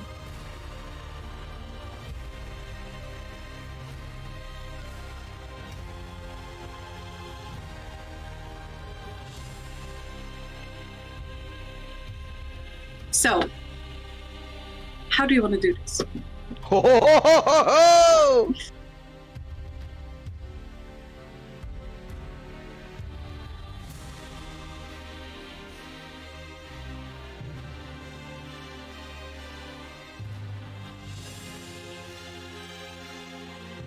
Okay. And then you guys see this effect come out, this fire blast singeing most of her body. And you then bring that double tap as you punch down. And there is just this zombie shape dent in the floor where her body is now in. Mostly her head is buried as she stops moving and you kill her. You are here as you land. Your perception pins, how much was that again? Because I missed it. 20. 20, okay. You do see that this beast that was moving around on the southern exit. Yeah, you definitely saw it sort of like moving around, and with that 20, you see that it seems like this creature can't hear, see anything. It seems that the flames are pulling a certain direction, almost like someone is blowing against the fire, the purple flames, and the direction that those flames are moving into, it moves that way.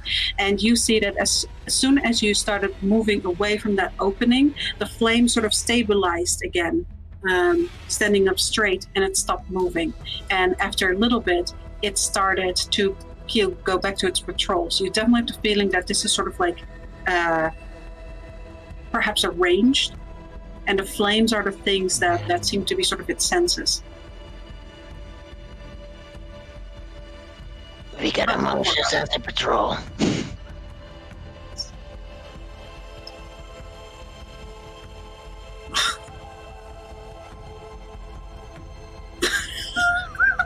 Nobody heard it. Oh, that's Yeah, true, nobody it's a heard it. silence zone. But you definitely said it. Okay, absolutely. Is everyone trying to rifle through? So it's not a boss, so you do need to roll your investigation, but it doesn't need to be a joint thing. Yeah, I'd very much like to see if I could get that. See if I can get one of the bigger pickaxes from this big guy. Yes, absolutely. There are two very, very big pickaxes. They are completely encrusted with that bluish, greenish crystal that you find all over this mine, mostly like a sort of like a dull blue. And it seems to be that as you inspect it, it is extremely sharp. Like even just sort of like putting your finger against it, it just slices your finger. It's very inconsistent, like a raw crystal so it doesn't have like a very smooth shape. You need to be very careful even holding the handle. But it does not look brittle. It looks incredibly strong. Wow. Gavokov, roll me your investigation, please.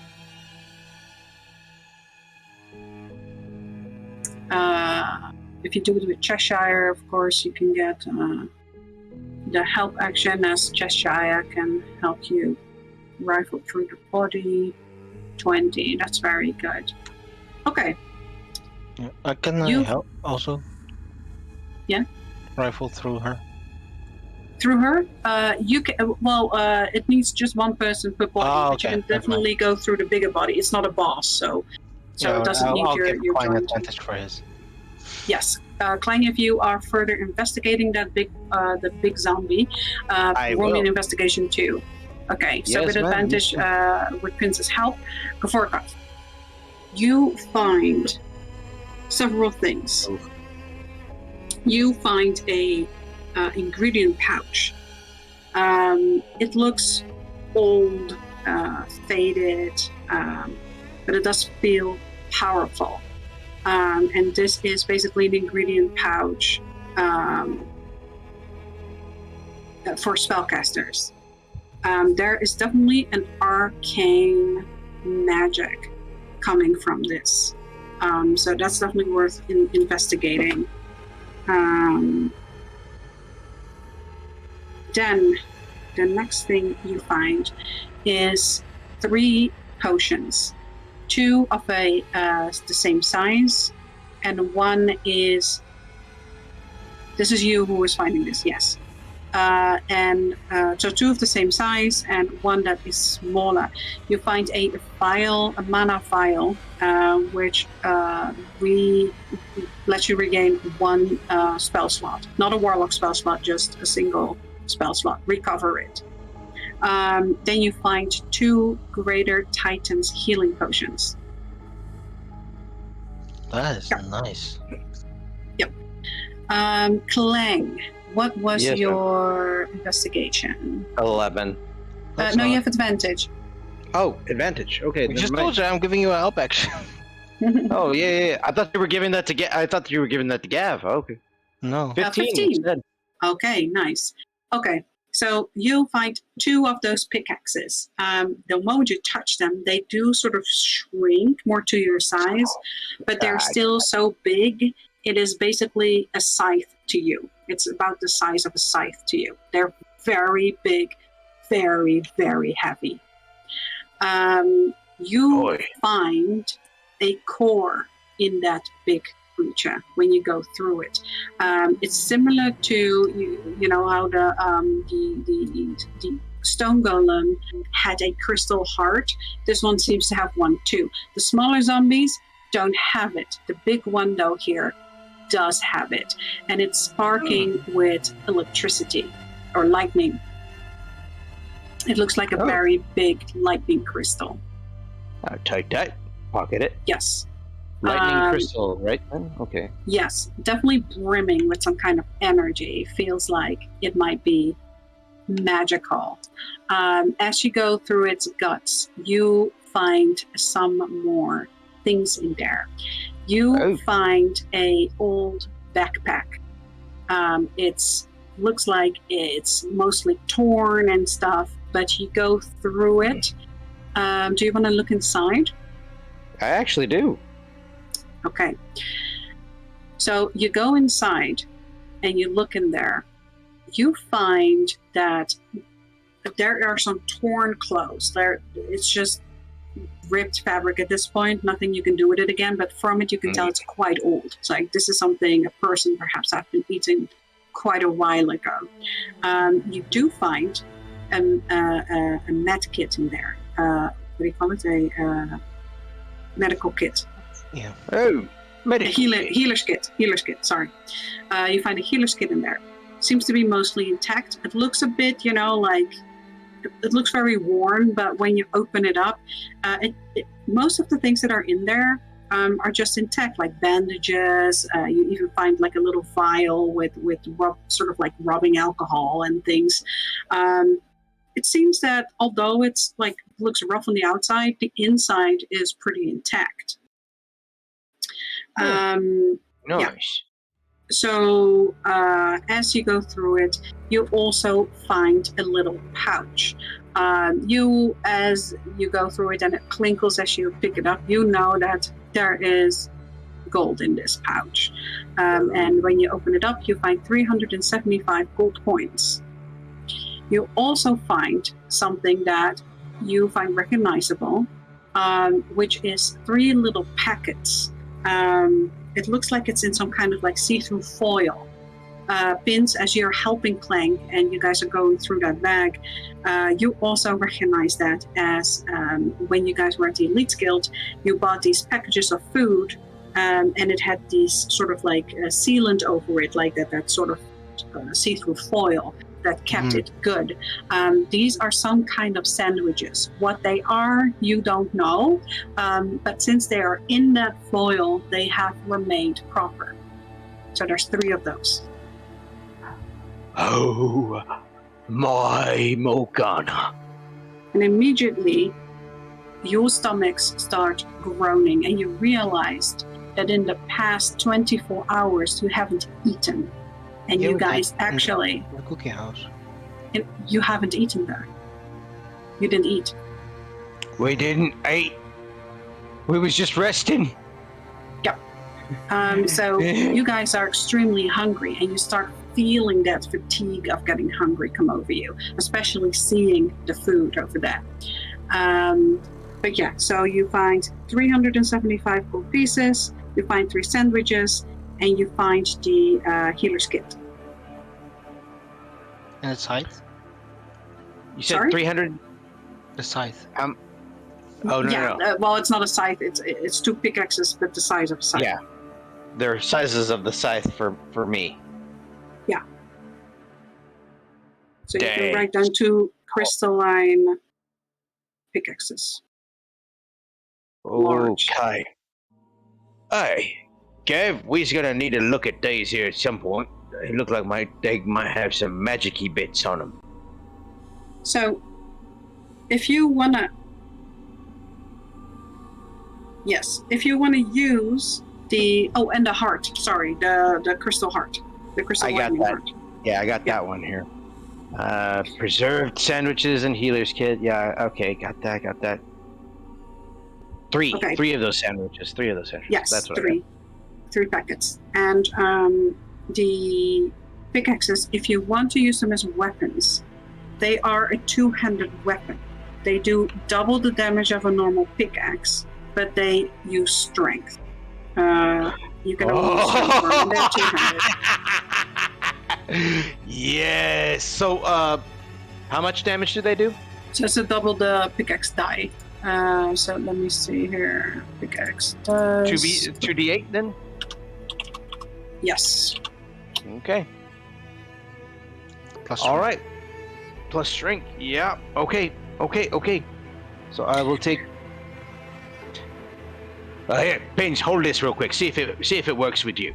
And I'm gonna drop one of the pickaxes in his hand to see if he can hold it. Pins just looks at him. Wait. You not gonna take it? It's too big. Oh, come on. You how bigger? I mean, what was that, Benji? And he picks it up. You're going through the smaller zombies, Gavokov, of which you can only find 2. The rest have been eaten. Roll me investigation, please. Help action from your Cheshire, you're good. Yes. 25. Very good. Okay. So as you're rifling through these zombies, once again, you find 1 pickaxe each. These are small. These are like pickaxes are always big, but these are normal-sized pickaxes. Still, though, they are 2-handed heavy property weapons. Very sharp. They do sorry. They don't do the double damage like the big one that Clang has does. You do find on the bodies strange kind of like contraption. You see that on one of its belts there is this flask. It's very dirty. You can barely see the liquid inside. Do you want to take some of those bottles? There's 3 bottles on the belt. Okay. You feel, yeah?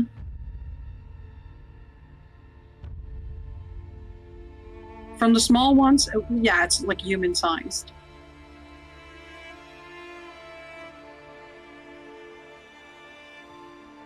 Mm-hmm. Okay, yes, you can do that. So there is 3 of those bottles hanging with sort of these. It's like the corks are hinged on a ring, and you can just pull the bottle basically, and it will uncork. It's very grimy, and you have to kind of rub over the glass to even see through it. And you see a very dirty, murky. With your devil sight, actually, you can see that it's a greenish, blackish, very thick fluid. You'd have to go check what that is. Explodes right in your face. Okay. Is that what you do? See? She just told you about the corks.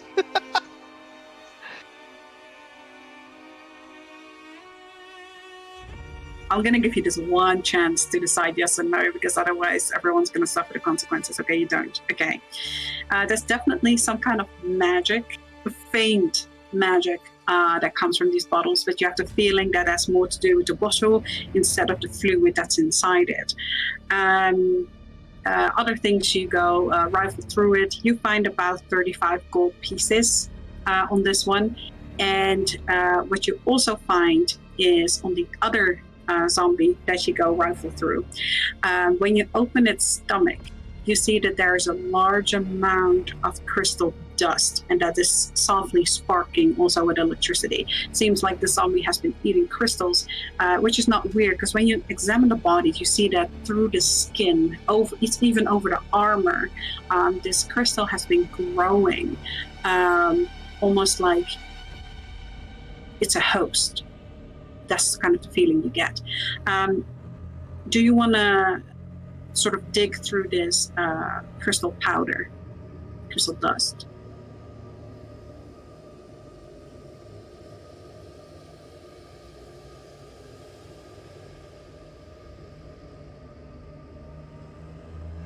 Do I have rubber gloves? You do not. Do I have immunity to this? Oh, no, I don't. I would like to be immune to stupid.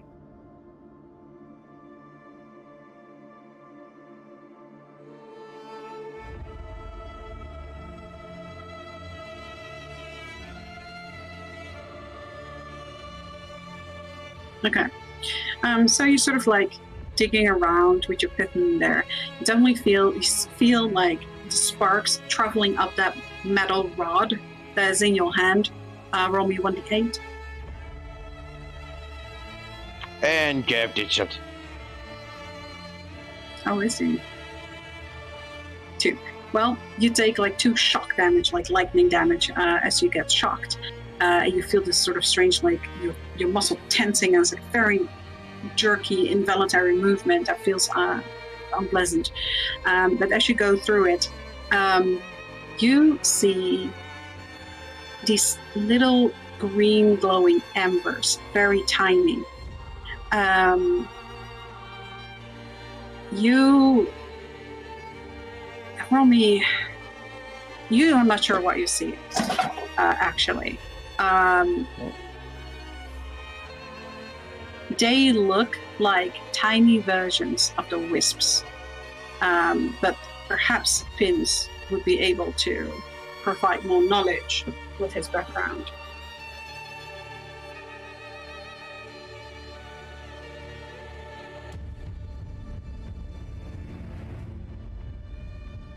Well, while you two are rifling through that stuff, Pins is doing something. So.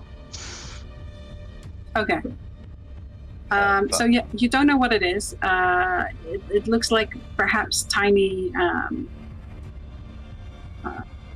But yeah, you do know you can gather this crystal dust. Like as you keep prodding in it, you definitely see that the little sparks start traveling toward the rod again. You know you're going to take some damage if you keep prodding in it. You do know that if you perhaps have a glass jar, anything, you could collect the dust. Absolutely. So there's enough for about 3 vials if you want to.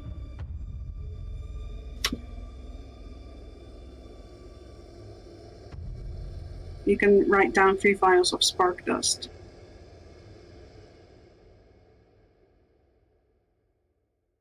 Which is crystal.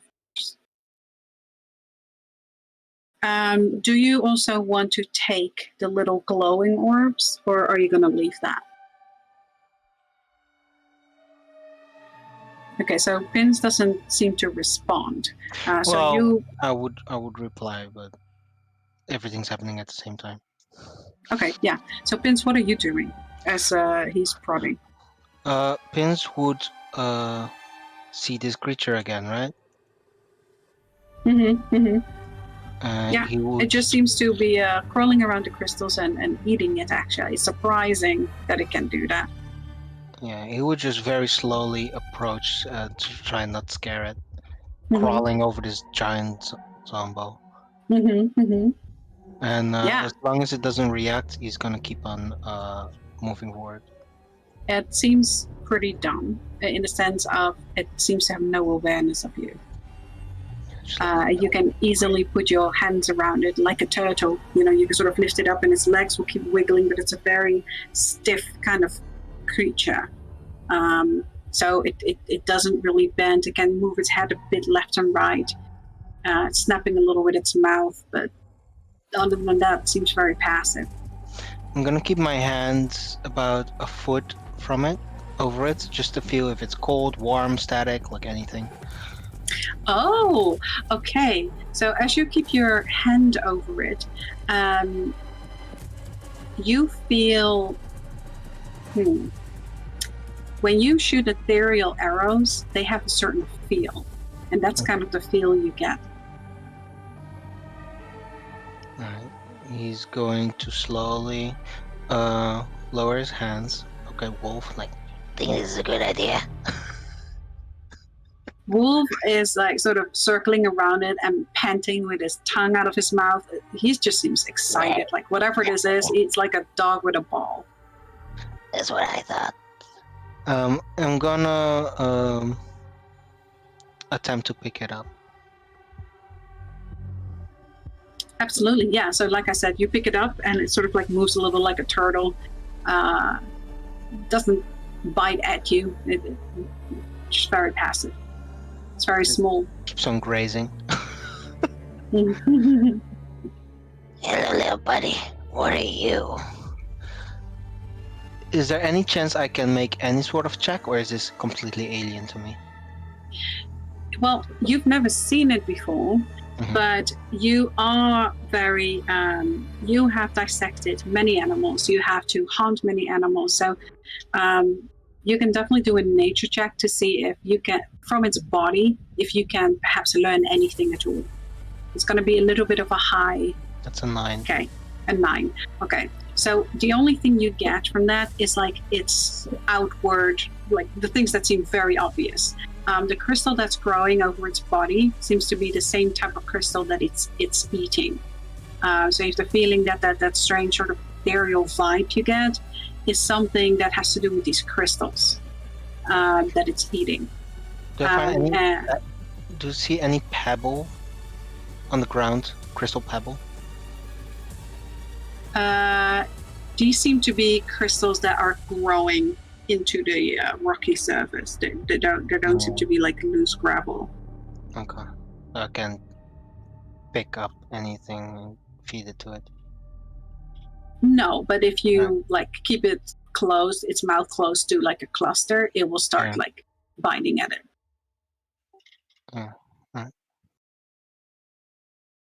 And you also roll me an insight. Alright. I give you advantage because of the. X. Hello, buddy. You wanna tag along for a little bit? Alright, let's go. Well, I suppose I could stay for a little while here. Who the fuck is over there talking? Vince just makes the voice himself. I am if it's allowed, I am holding the creature. I'm just carrying it under my. Yeah, I'll say you are sort of holding. You will have to either hold it under your arm or with two hands. But it's mostly like a turtle where it doesn't have a lot of movement. It seems a little slow, and so you move to Gavorkov. You lean over the body, I suppose. You can, if you want to try and help identify what exactly this is, you can roll me a nature.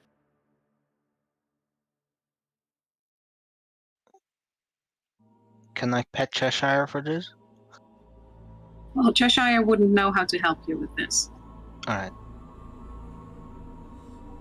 Nature. Only a 12. 12, okay. A 12 is all you, a 10 is all you needed, so a 12 is good.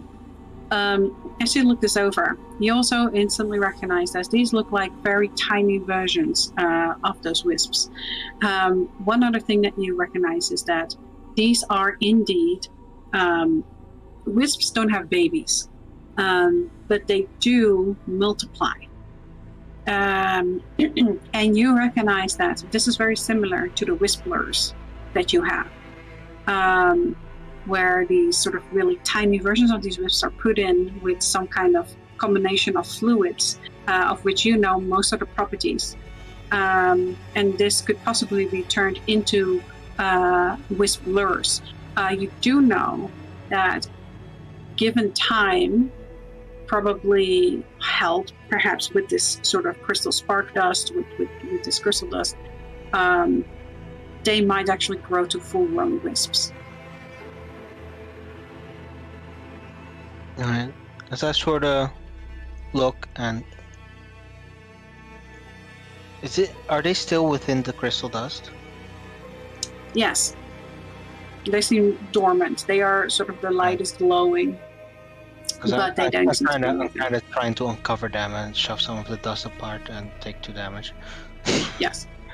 I'll say, convey everything. Convey everything. You just okay.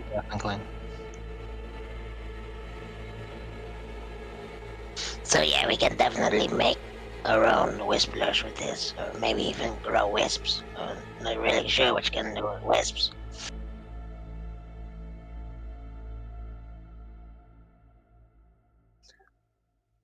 I mean, the normal wisplers are inside a jar and they work through some kind of fluids, but I don't know if you can collect them in just a jar. I will correct you. So, since you have studied this, you have a natural knack for, like, you know, how animals are habitational. You know that the wisps that are in the wisplers bottles, they do stay alive, and they also seem to remain sort of that size. You don't know for how long. You just know that the first wispler that you obtained was quite some time ago, and it's still the same, hasn't really changed. So the feeling that perhaps the frost, the snow apple, is something that keeps it dormant at its growth stage. You definitely have the feeling that if you jaw them, bottle them, perhaps combine them with the wisplers you already have, or perhaps use some snow apple, that you could probably create a similar effect, sort of like a cryostasis. But that would take a little bit of alchemy and short rest or something. How do we collect this right now?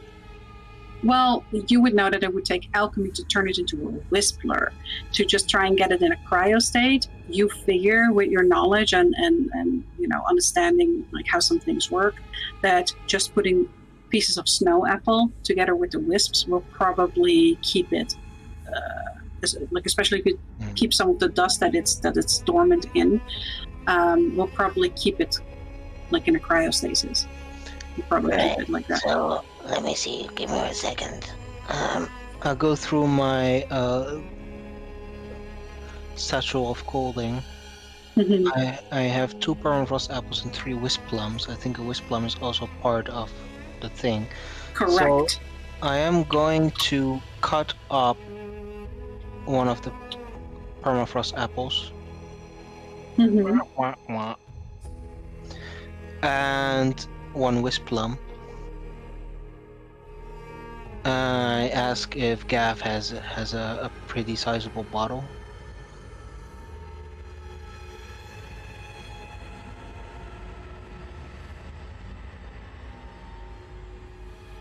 Let me see, do I have an alchemist kit? I have a herbalist kit and a poisoner's kit. Yeah, you would need. Well, you can just put it in a bottle. That does take no skill. Right. If you want to create a. No, I'm not trying. I just want a big enough bottle. Mhm, mhm. Give me one of those empty Titan potions. Yeah. I'm gonna just shove the bits of the frost apple through the bottle and some wisp plum bits through the bottle, and then I guess with the help of maybe Mage Hand, see if we can navigate the tiny things into the bottle as well. Mhm. Well, yeah, I mean, I can just try and aim it inside the bottle here.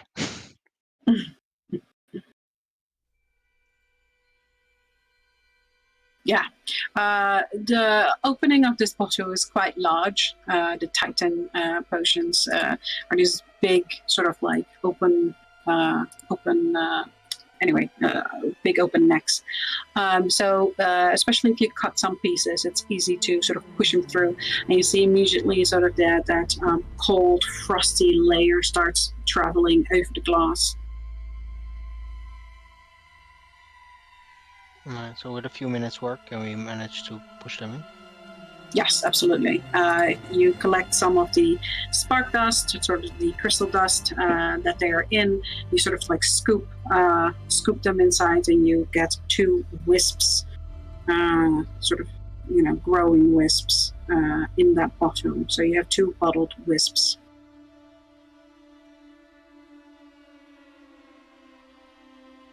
Let's say baby wisps to make sure, but they're not babies. You know that they don't like reproduce like that.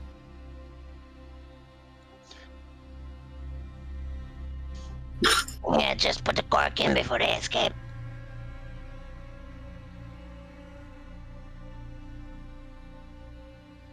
Roll me perception, Glenn. Yes, ma'am. Which opening do you want to guard? Do you want to guard the north entrance? I'm actually standing guard right here where the big guy is here, or what's left of the big guy. Yeah. Okay. So that I can catch, at the very least, both openings here. So you're standing there. You definitely... specifically, I will be looking out this way here. But if anything happens on this way, I'll be able to catch it. Is what I'm trying to say. Okay. Let me see your perception. 21. Oh, that's good. Yep. Very good. You definitely hear footsteps coming from the north side. You also hear the squeaky wheels of a cart being pushed, and the sounds of sort of like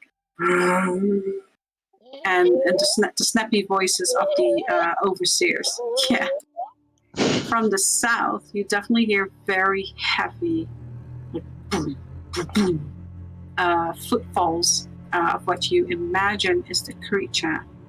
And from the way you hear it, like you hear a step and then 2 very quickly after each other. And it sounds like the creature is almost like stumbling. Like it sounds there's a weird rhythm to its walking pattern. So That's to me. No, I'm trying. Yeah.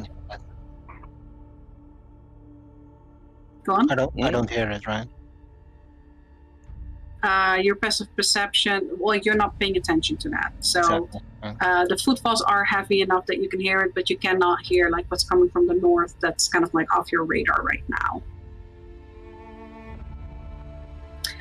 Okay, so one last thing that all of you find is the when you look into the mouths of all these zombies, the big ones and the small ones, you see big crystal teeth. Completely just crystallized, some jagged, some maybe shaved, but all of them have crystal teeth. Clang, with your affinity for wealth, you are sure that those can perhaps net you pretty penny. These are kind of trophies that perhaps people would like to put on their necklace. Definitely wrought into jewelry, especially aristocracy would like to tell interesting stories about the jewelry they have. But even apart from that, perhaps someone can use them. They definitely seem worth something. Hey, Dave. You think Mesmer might like some giant crystal teeth?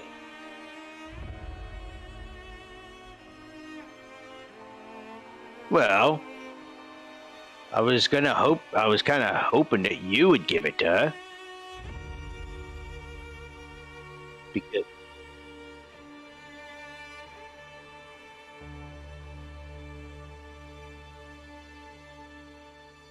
Roll me an insight, Gavolka.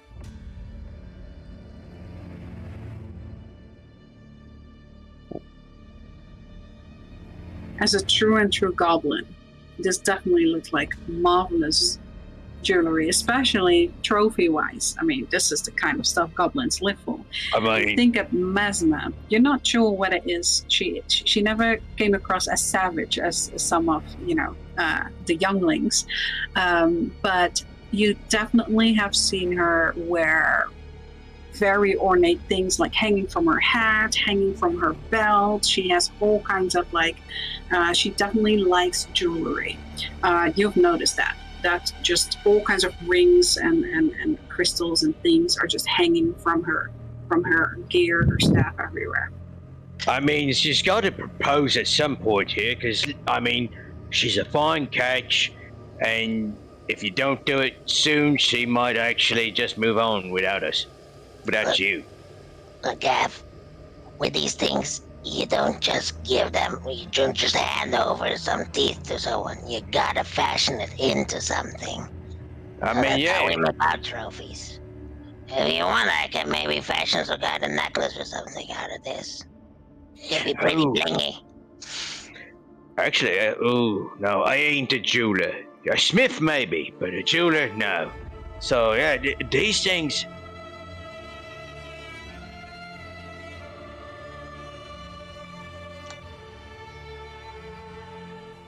Oh, yeah.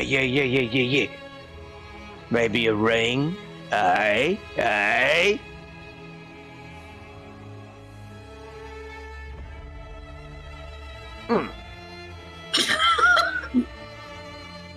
You know, I would do it for less.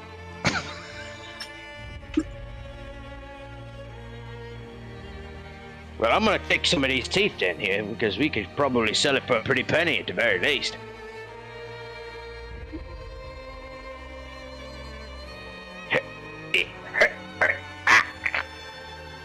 Okay, Clang, you know that this is going to be tough. They have very sturdy jaws, and you know that this crystal is hella hard. So, but in your smithing tools, you do find what do you call those? One of those really big pincers, you know? Pliers. Yeah, pliers. Pliers. You do find pliers, and you feel like, although it needs to be somewhat delicate, if you just put in like a lot of strength, I will say Clang's the only one that can do this. You're going to be able to maybe collect some teeth. So if you want to do that, you want to do it with some precision and strength.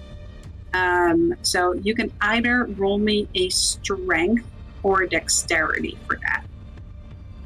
Okay, just Smith's tools with strength or dexterity? Or. Yes. Okay. Then we will roll it with strength because I am strong. 15. And I think you also roll with, whenever you roll with your smithing tools, don't you also get a bonus? Or is that already I think incorporated? that's when Pop is there. Oh, okay. Yeah. Okay. So a 15. So you're starting with the big guy? Yeah, I'm starting with the big guy.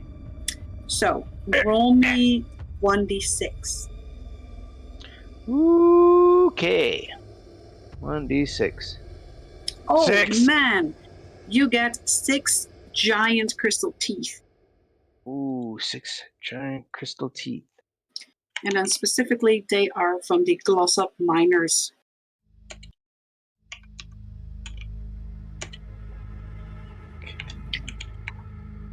Then if you go over to the smaller ones, you can once again do it. Because they are smaller and therefore less sturdy, you can do that one with advantage. Alright, well, this one's gonna be a little easier. There we go. Let's go ahead and see if we can't put a little bit of gob in it. Wait a minute. Very Oh, good. yeah. Very good. So 23. Roll me 2d4. Oh my me.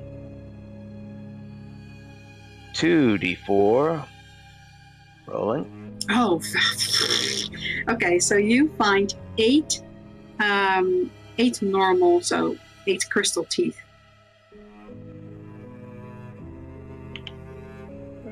Again, from the gloss up miners.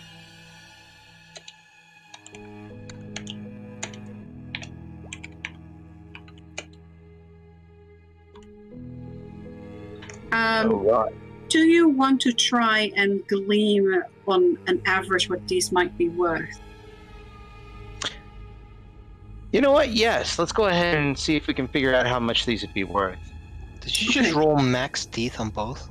Yes, Yes. you did. I did. Unbelievable. I don't know what it is, but every time Clang needs to do these, he's doing perfect. So please, Clang, if you will, roll me an insight with advantage, since this is about wealth. Insight with advantage. 13. A 13, okay.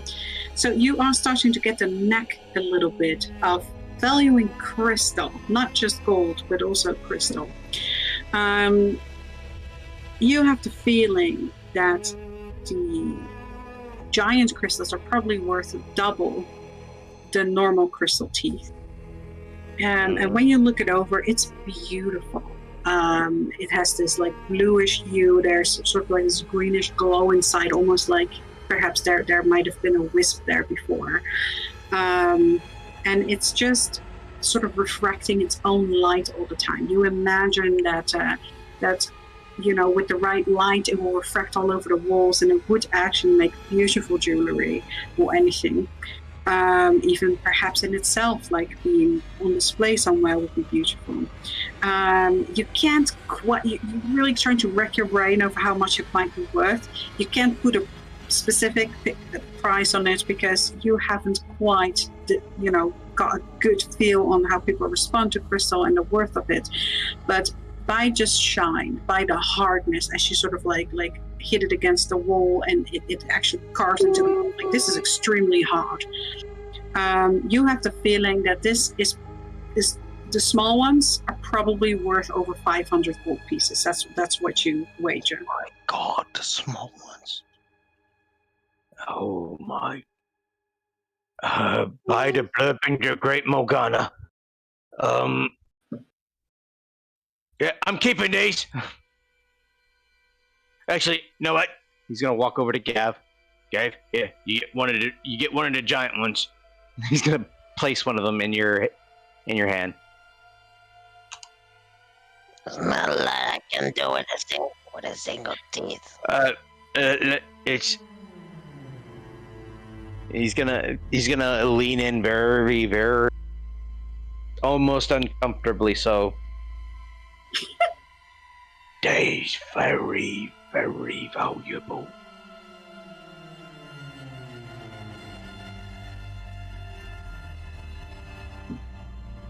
How much did you say they were again? You have the feeling that it might be perhaps a little over 500 gold pieces. That Probably was for the small ones. for the small ones, yeah. This You is a- wager that, yeah, you have the feeling that the big ones are worth double that. That's about just that right there is probably about 1,000 gold.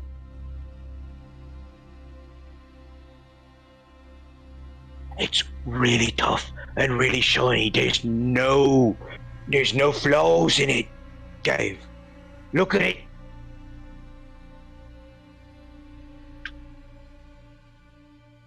You know what?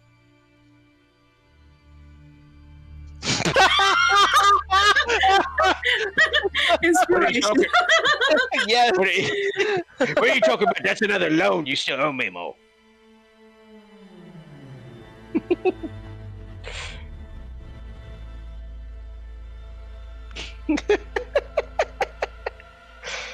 but it's a good way to get yourselves out of debt. That's true. So you guys are standing there. Your stomachs start rumbling. And you guys have the feeling that unless you eat something, you're going to get a point of exhaustion. You're gonna.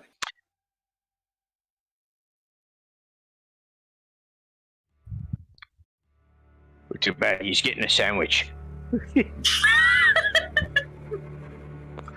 Pulls out the preserved sandwiches and gives one to Gav and gives the other one to Pins, and takes one for himself. What's this? Yeah, but look at the thing. It's the same as back with the Elite Guild. This is preserved. Pins, roll me perception.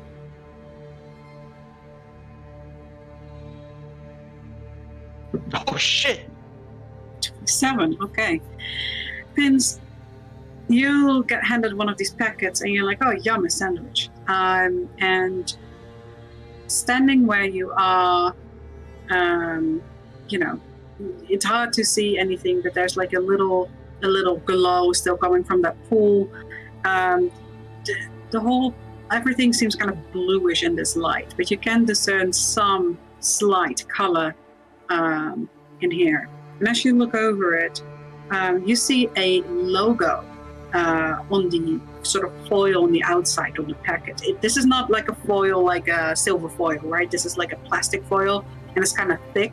It really is kind of like a packet that you have to sort of tear open. And you see a little logo, and under it, it says Nike Ono.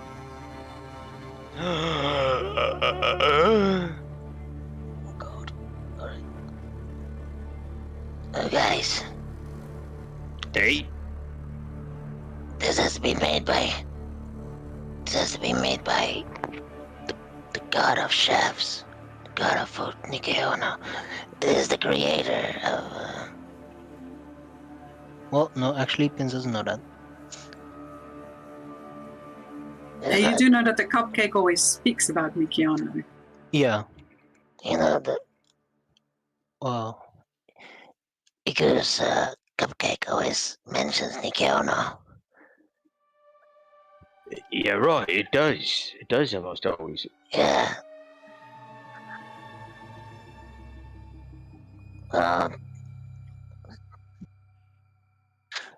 Yeah.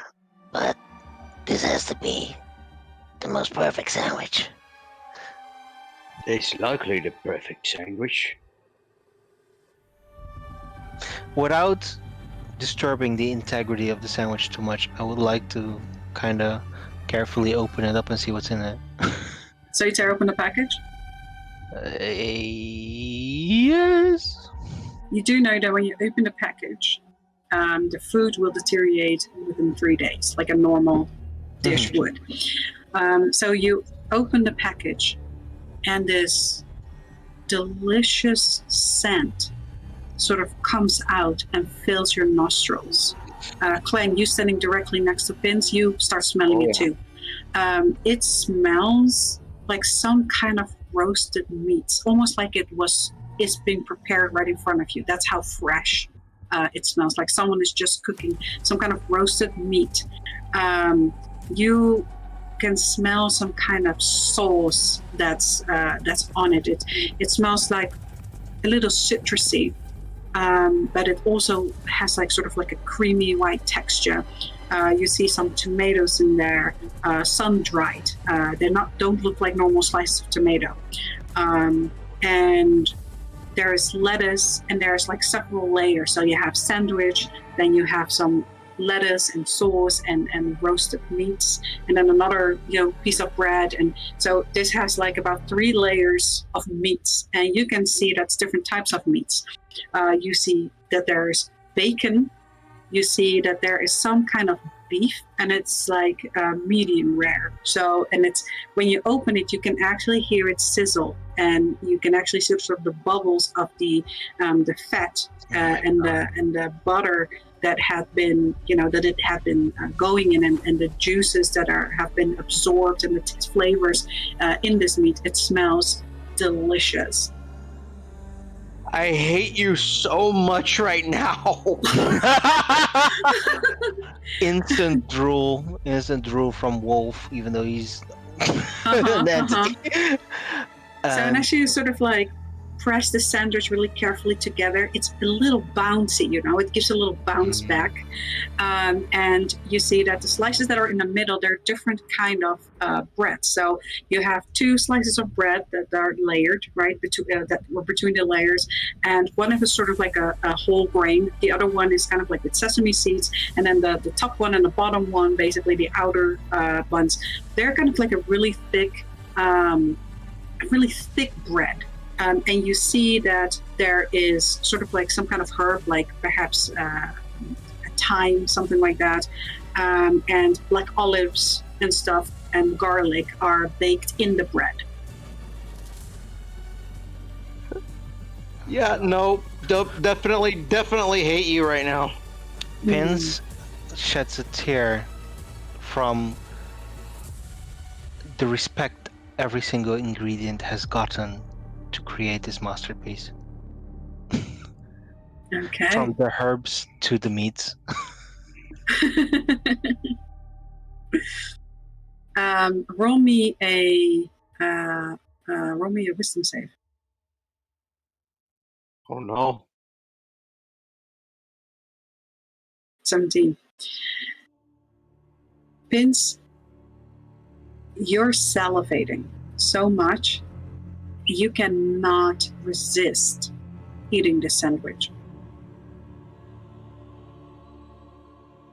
Oh yeah, he wasn't gonna save it, but he won't gulp it down like normally he would any food. He's going to savor it. Yeah. Okay, do you take a bite? 100%. Okay.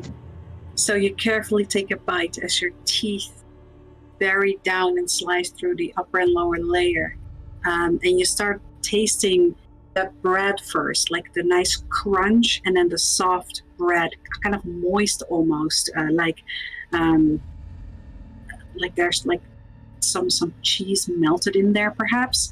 And as you start slicing down, you start tasting like the tomato, the citrusy taste, that sort of strange creamy sauce that's in there, and all these different flavors of meat just explode in your mouth. And just, it's like clarity. This is like one of the best things. Now you're certain this is probably the best thing you've ever eaten in your entire life, and perhaps it's the best thing that you will ever eat in your entire life. And that thought brings tears to your eyes, because perhaps you will never eat something so delicious as this, but at the same time, just the intensity of that moment, the deliciousness of what is happening into your mouth is so good that nothing can take this happiness away from you. And you start feeling just ecstatic. You look around you, and it's just like everything is clear to you.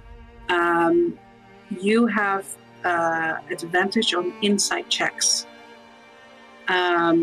You have a certain clarity that you feel is unnatural, almost. And as you start eating this and swallow your first bite, you just feel the satisfaction as this comes down your very hungry tummy. You do not have to eat for the next 3 days. Oh, wow. When you're Damn. eating.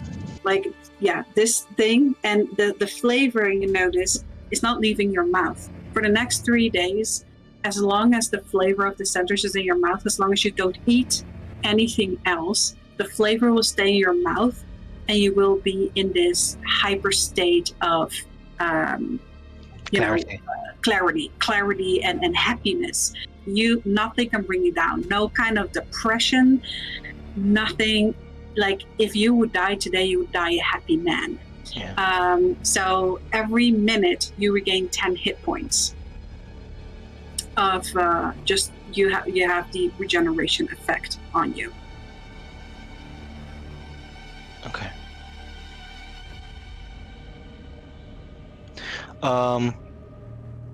Whoever's paying attention, you see him very carefully first observe this, and then take a very careful bite. You can just see tears start streaming down his face because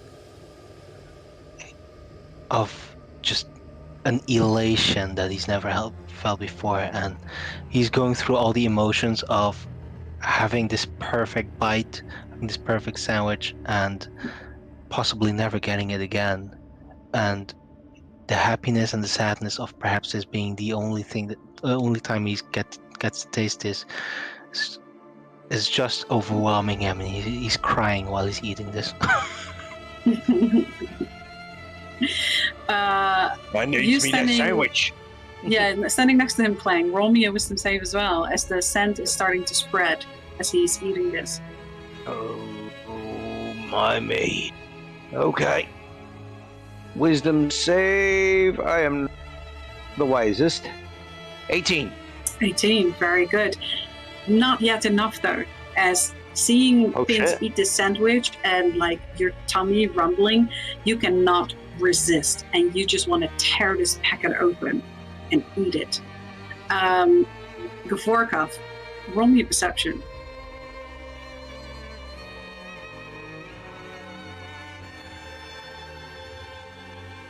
Eight.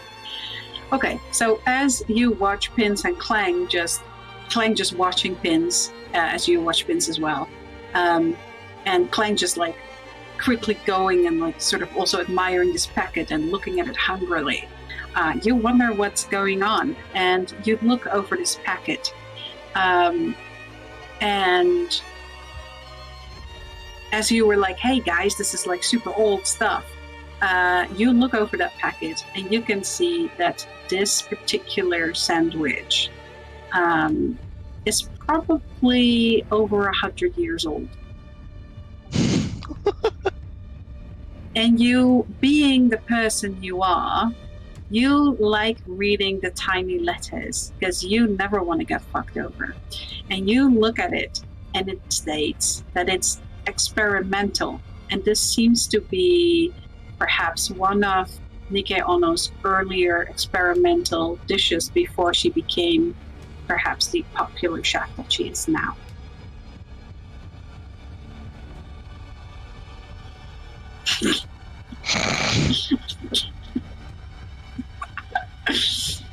Wait, hard.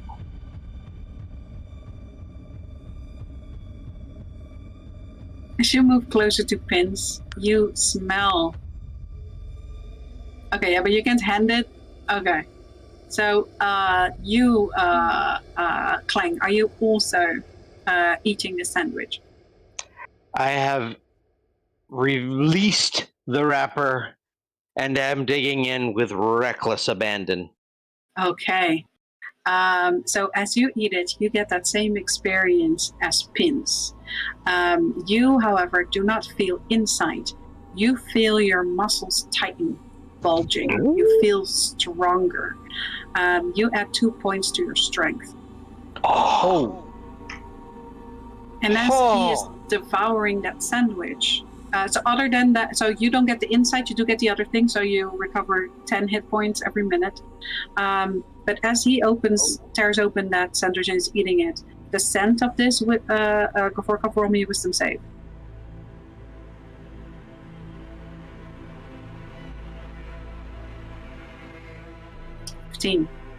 You tossed that sandwich over, but you instantly regret it. Your stomach starts rumbling. This smells so delicious.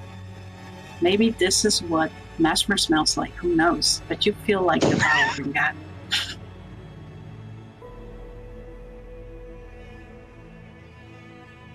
Regret.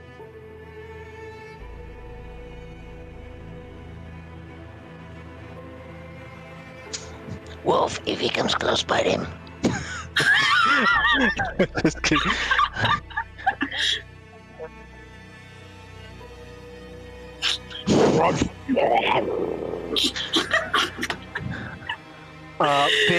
Pin just holds on to this wrapper that's being tossed to him and looks at Gav.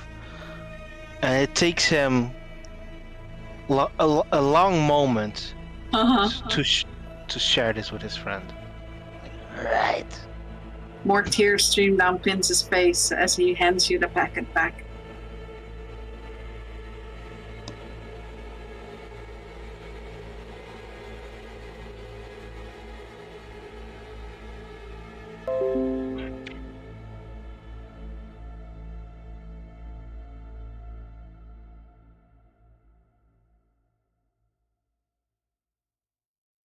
You carefully take your first bite.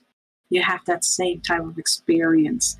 You see almost like you're drifted off into dreamland on a poofy silk cloud.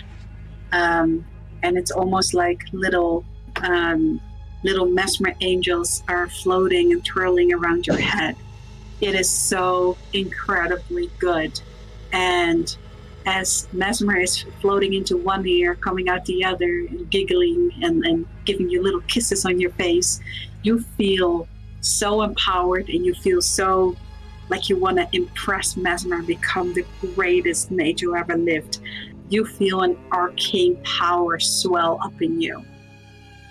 You ignore the one spell a turn rule. Oh my god. Wait, what? Wait, what? You ignore the one spell a turn rule.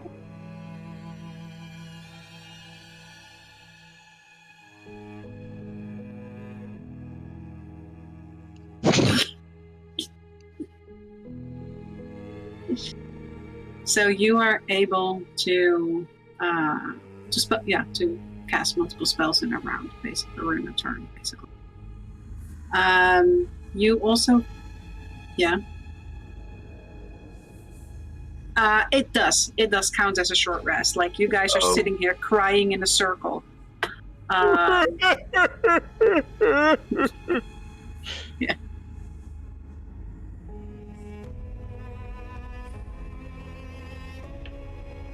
As you focus on arcane recovery, and you are like, okay, what? I need to get some of my energy back. This arcane power that has swelled up in you, it's almost like a funk, and you just like, all this arcane energy just flows through you. You get all your spell slots back.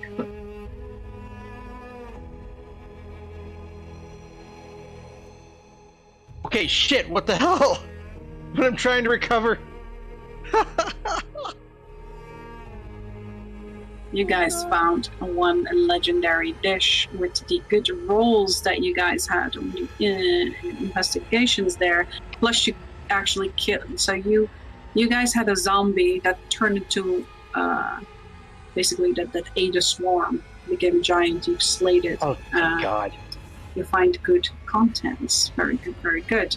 As you guys are finishing the last crumbs, licking out the packet as much as you can, getting some of those last flavors, you start hearing groaning. Like the tomb itself is groaning. Like the tomb itself is angry. And those heavy footfalls that you heard before, like moving farther away and coming back, like it's patrolling, they do sound like they're getting very dangerously close to that south exit. Right, guys, I forgot to tell you, that thing over there, I don't know what it is, but the direction of the flames on its head give away the direction it's moving into, or at least attracted to, and it seems to be aware of presences nearby, so as long as you keep your distance, it will ignore you. It doesn't seem to be capable of actually noticing anything visually.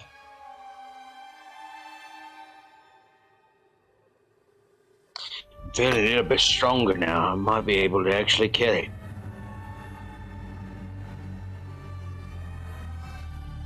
Wait, why the fuck am I saying we can actually kill it?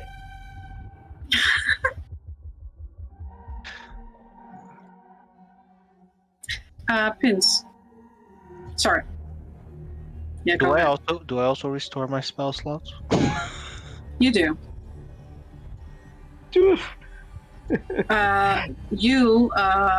Clang, recover Yeah. all your spent abilities, like your what do you call it? Spell slots? Your what's it called? Second wind. Second wind, like your I basically. recover the. I recover Oh, it you do. at a short rest anyhow. You definitely also get. I don't know if you have spell slots, but you will get them back. I do. I haven't had a chance to use any of them at the moment. And those dice you roll against the dice you roll against shit. What's that called? Your stuns, your combat, sort of your combat stuns.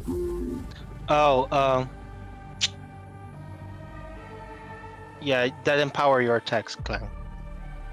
Yeah, you get all those back. So all those sort of abilities that you have, those are reset. Wait, the stuff that empowers my ability. You mean the superiority? Yes. Yes. Okay, those come back at a short rest too. Okay. Well, you are. You're fully back reset. to full. I'm back to full combat effectiveness, just not full combat health. Yeah. Has it been a new dawn yet since we entered here? No, it hasn't. No, it's you slept for 8 hours. Right now, 30 minutes have passed.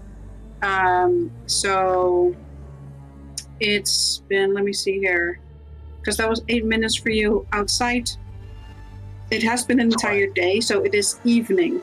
So it is late in the evening. You know, Vince, you will be able to know somewhat, living in the caves and hunting and everything, that at least morning should be soon-ish. Okay. Vince, also, with your passive perception, please roll me perception.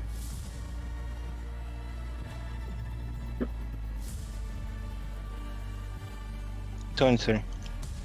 23. Yeah. Vince, with your elevated insight, with your elevated, just the crystal clear senses you have, you turn around, you feel something, and you see that the purplish light starts to fill the bottom side here of the room. You know that those purple candles are on that creature. You have the feeling it's very close. Either it's standing right next to it, maybe it's looking into it, but you see that purple light coming from the southern entrance. Right, we need to move somewhere. Because that creature is attracted to this tunnel right now.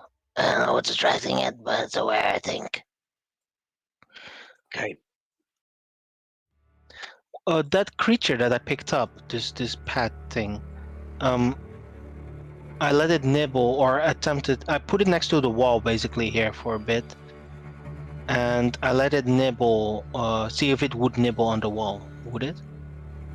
It does not. Seems to have no interest. Seems that the only thing it really is interested in at the moment is crystal.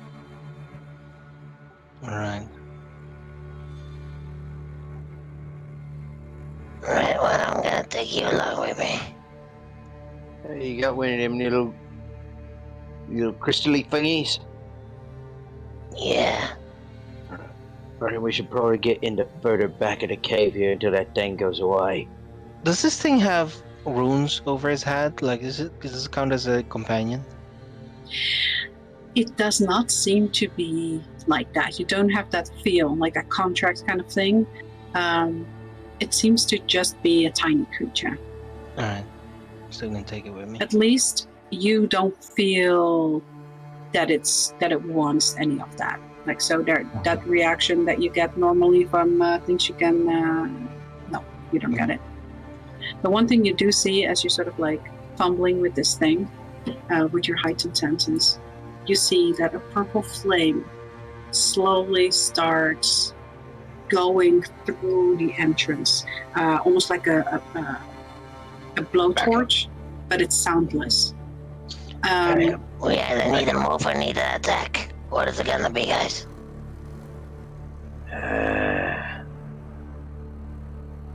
What's this? Wait, what? Oh, okay. Oh.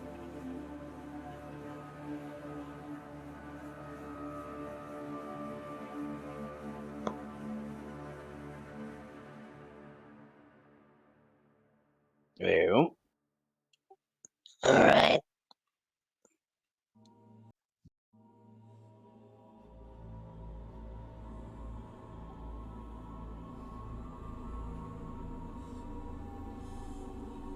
Who are you giving this to? Alright. So scroll of escape for our level. Alright. I will also grab vengeance and use a bonus action to switch to where's my bullets?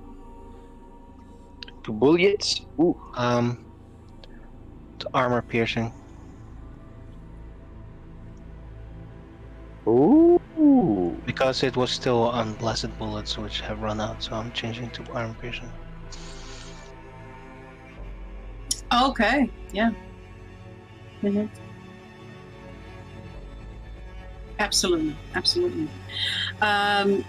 Vince, you see that like I said, that sort of like torch, that flame starts growing and spreading, and at the moment, it's actually like filling this entire space right here, and that flame keeps growing your way quite rapidly. Can I do an insight to see whether that flame will hurt us? Absolutely. So you have advantage on your insights.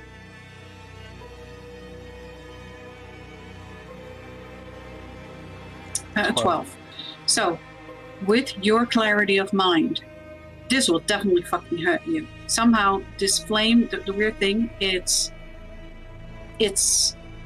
silent. And for some reason, none of the rest of your party seems to be noticing this. It's just you that sees it. And this flame. Yeah, and you start feeling the heat coming from this. It's a heat almost like a freezer burn. It's hot or cold, you don't know. It feels awful as it's growing, and your skin starts singeing.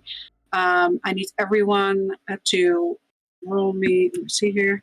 Okay, so that's a 3 on a 1d10. Everyone takes 3 fire damage, ghost fire. 3. I'm immune to ghost fire damage because of my mask. No, you're not. Well,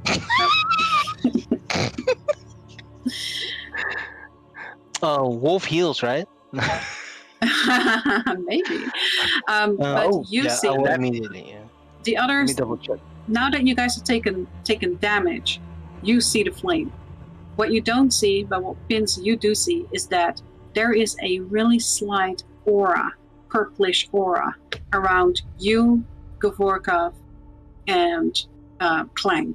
And you have the feeling that you are marked somehow. All right. I will say. Well, Alright, we need to move right now. This is going to start hurting a lot. And Gav, do your stringy thing, because I think we're marked.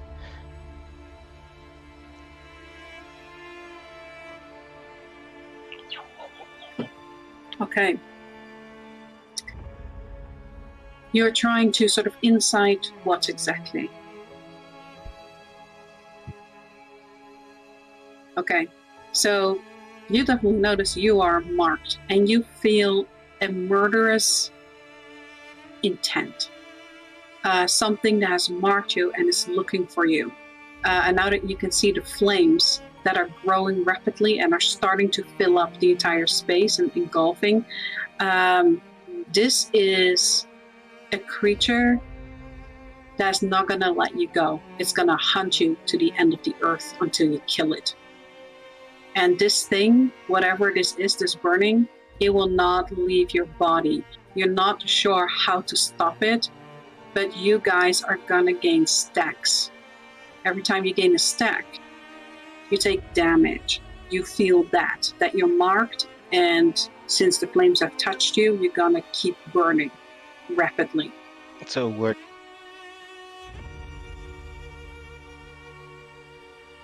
Yes, you do. You feel that murderous intent.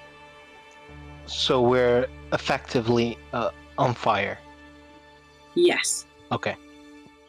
Ow, ow, ow, ow!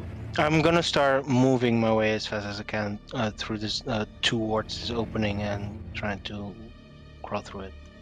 Absolutely. I'll follow right behind him.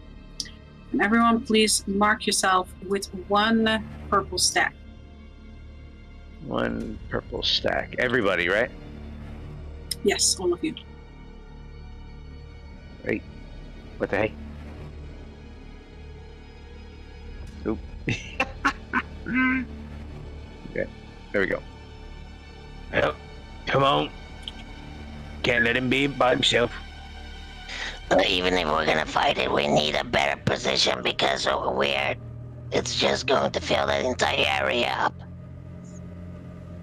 True enough. It's getting kind of stuffy in there too. So you guys start moving out. Pins, you're in the front. Yes? How long did we have a short rest for? I will say about an hour. Okay, Just so like a normal short rest time. yeah, Clang, remember you heal 10 hit points per minute, so you have at least 60 hit points back, right? Oh, Mhm. yeah. Yep. All of you should probably be... yes, you do. Pins, you notice that you feel hyper-reactive. You cannot be surprised.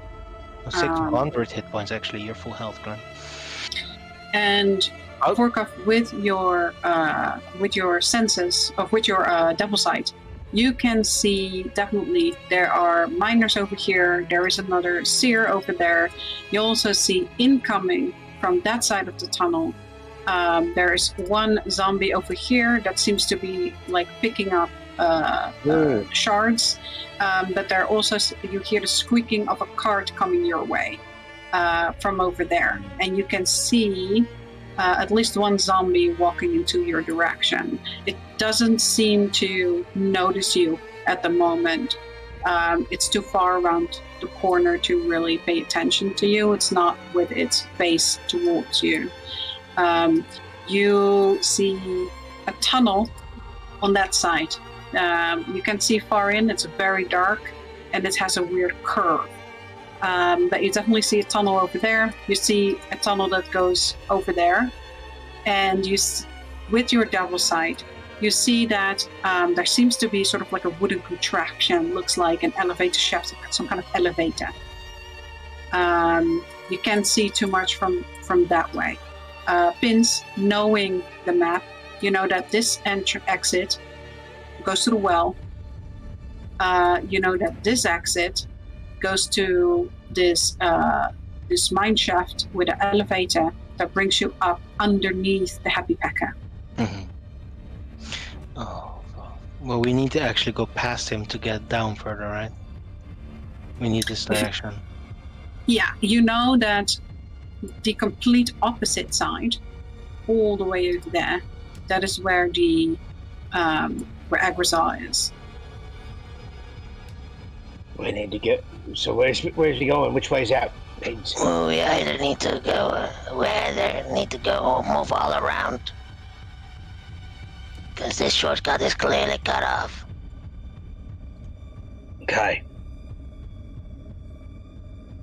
Clang, being in the back, you start seeing that the flames are starting to travel through this little tunnel that you guys are climbing through. Pin starts moving towards this direction with the intent to just go like all around. Back to Mhm.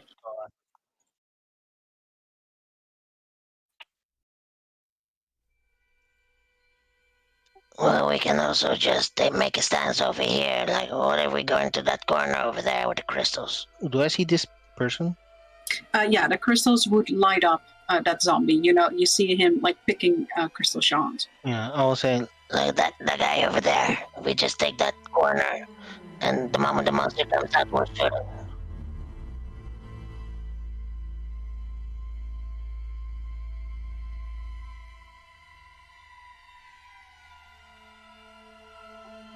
Are you sure I don't see any of that?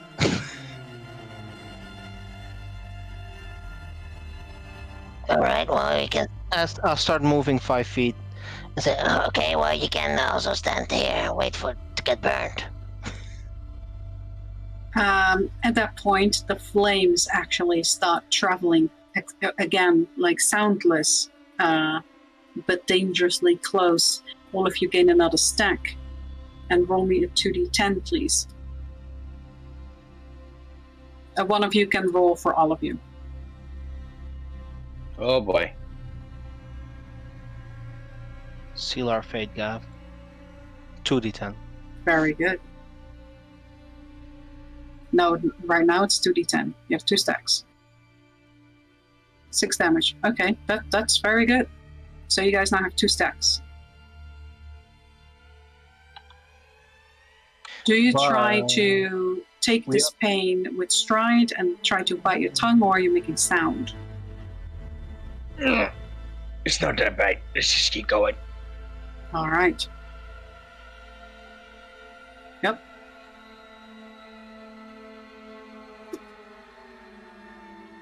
Vince, Shut up. you know that if you go this way, you can go outside. You can also go downward. You know that there is another sort of tunnel there that could perhaps bring you south. You know that going all the way around, that might bring you back to where you started as well. You also know that there's a tunnel that goes down south over here. It splits off. He's gonna say, because he didn't realize there's like a bunch of more guys over there, because he can't see them. It's like, Alright, fine, Gav. I'm gonna, what's the word? Like, hustle. I'm gonna hustle. And so Okay, you're I'm gonna 180 and say, Alright, guys, let's go.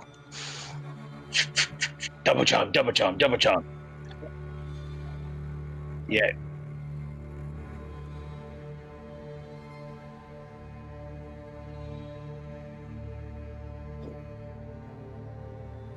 Oh.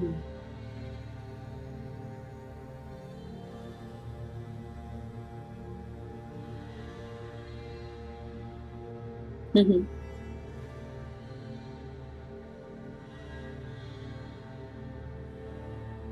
Okay. Roll me your dex and her dex to see who spots who faster, or to like if she reacts fast enough to see you dashing at her this morning. Wait, is he doing what I think he's doing? Okay, she rolled a 3. That's half what you rolled. You are definitely first, and you startle her as you are sort of purple glowing aura, and you run, and this massive fist just comes up in the air. Absolutely. Roll me for attack.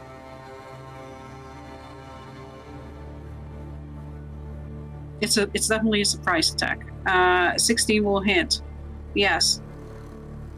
You just smack her in the face. Whack.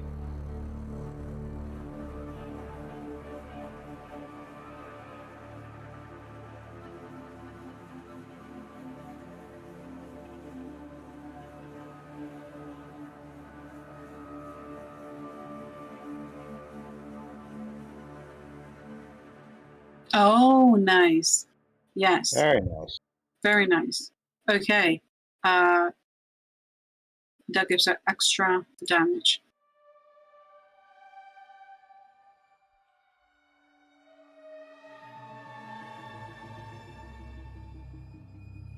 Mm-hmm.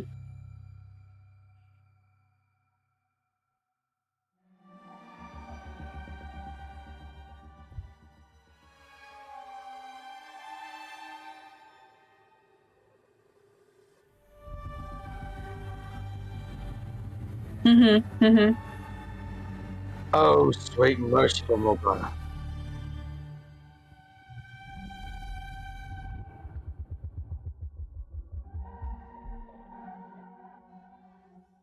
For definitely hits. Okay, so you beat her, and she like gets launched into the zombie. You hear like the as she is shocked. Suddenly, she is launched into this other zombie. Okay, and she just bursts into flame, turns into crisp. As you do that. Wait. That still happens instantaneously, yes.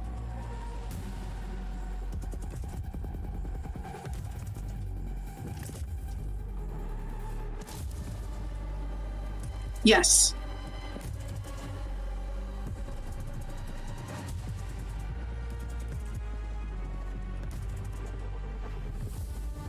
Okay, 25 hits. That is Must be range. No? 22, 28. Oh, okay, that's right. Okay, yeah.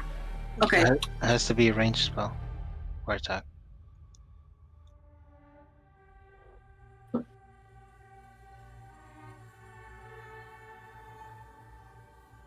Or you can spend a spell slot. Yeah, you have to spend a spell slot for it.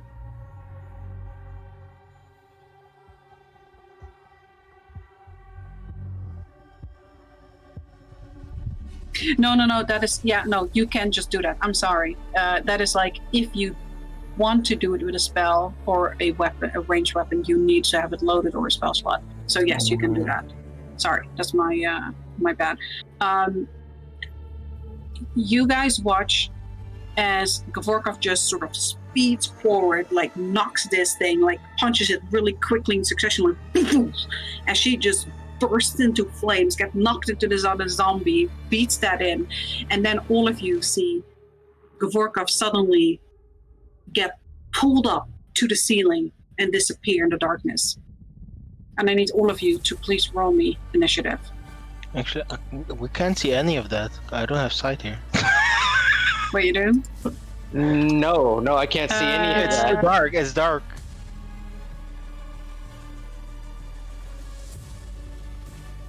You definitely see the fiery explosion. You see light like bursting up. You see that Gavorkov, like in that moment, you guys see him like punch down on that woman into a zombie, and you see him sort of like get grabbed, sort of pulled up until the light fades. And I need all of you to roll me initiative, please. As you do hear the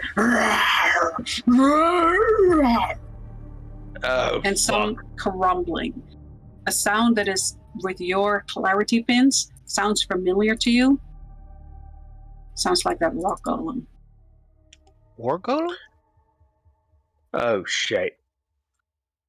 Oh god. Oh, shit. I rolled good for initiative, guys. Does it sound like this creature, this lure monster, is actually moving through the tunnel? It does not. If anything, you've not heard its movement anymore. You don't know if it's not moving, but you haven't heard it anymore. You do know that the flames are strangely quiet. Gavorkov, as you are being pulled to the ceiling, you're very quickly being pulled up, and you come face to face with something that you have fought not too long ago. As you see this very rocky face, you see all these sort of like rock platings with all these eyes turning all kinds of ways until all of them focus at you. And she is going to take a bite out of you, my man. The elevator boss is back. That is a 24 to hit. Is that We gonna took hit her you? heart. We took her heart. She shouldn't be up again.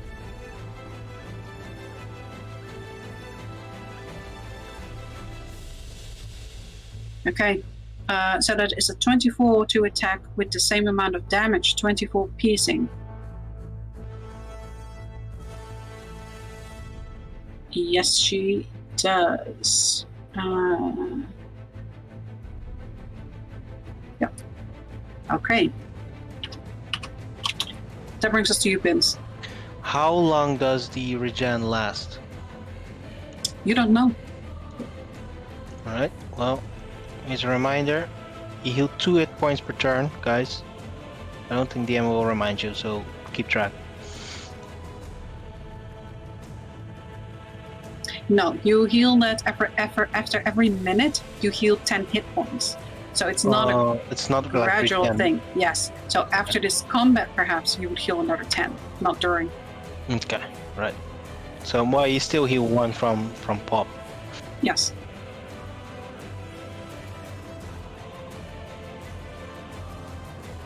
From pop? Yeah, you would. Pop gives fast healing, so I don't know how that works as a zombie, but yeah, I don't know what. Well, any type of healing will hurt. Yeah. Oh, okay. Right, my turn. Bonus action. I can't bonus action because I can't see anything. Can I bonus action? No, I just see this light. I have to move forward. Holy shit! Look at that. Yep. Yeah. So you definitely see this light. You see the staff laying on these crates. That definitely, as you see, sort of the embers of a body down here. Definitely seems that the seer had dropped the staff and is now dead, kind of laying on top of a zombie that's getting up. And with your clarity, you instinctively sort of like look up, trying to find Kavorkov. You do notice the golem that is holding the rocky tendrils around him. I'm dropping this little guy because he's heavy. Mm-hmm. And Clang and I heal for 3.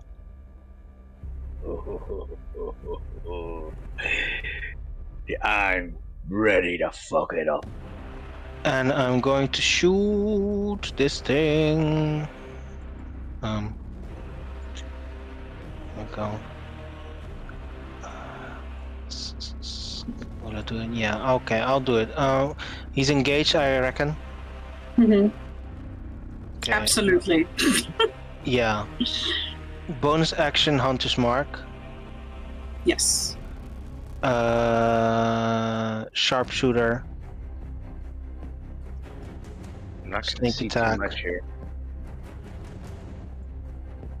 It's not advantage, so let's hope this hits. That's a 9 to hit. No, that does not hit. Nope.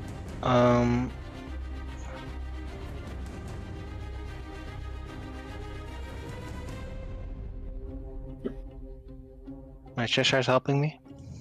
Oh, that's what you meant with that description. Yes. Okay, you feel a fuzzy tail. Yeah. In that case, it's a 20 to hit. A 20 exactly hits the armor class. All right, that is Jesus Christ, that is 25 ethereal. Absolutely. You shoot it. It lights up for a moment. That ethereal arrow explodes. Clang. For a moment, you see a flash. You also see that golem hanging up in the air with Goblins in its arms. As you do that, she lashes out one of those tendrils, speeding up towards you. But she misses as you dodge out of the way, and you see that tendril impact in the floor next to you, and then quickly retreat back. You again. I'm going to this is the first attack, so Clang just heal to full because it's like 12 healing. Yeah.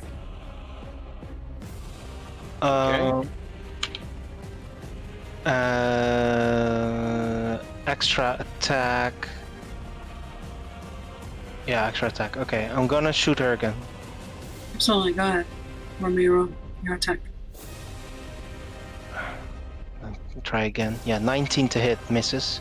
Misses, yes. Once again, you see a tendril lash out as that arrow goes for you. Let me see here. Once again, it misses. It like right behind you. It impacts in the floor. You hear the crumbling as a fountain of rocks impacts behind you, and she retreats that tendril. Yeah. Kind of duck and take a knee and shoot again. Dread ambush first round of combat. Oh my god. Again, 19 is going to miss. And once again, as you miss, she sort of slaps that arrow away with a tendril. As she once again goes through 29, is that going to hit you? Yes. So you are currently grappled. She isn't pulling back. She can do that in the same turn, but you are considered grappled. You, Clang especially, you see a tendril starts, that rock starts growing and turning around pins. Okay. I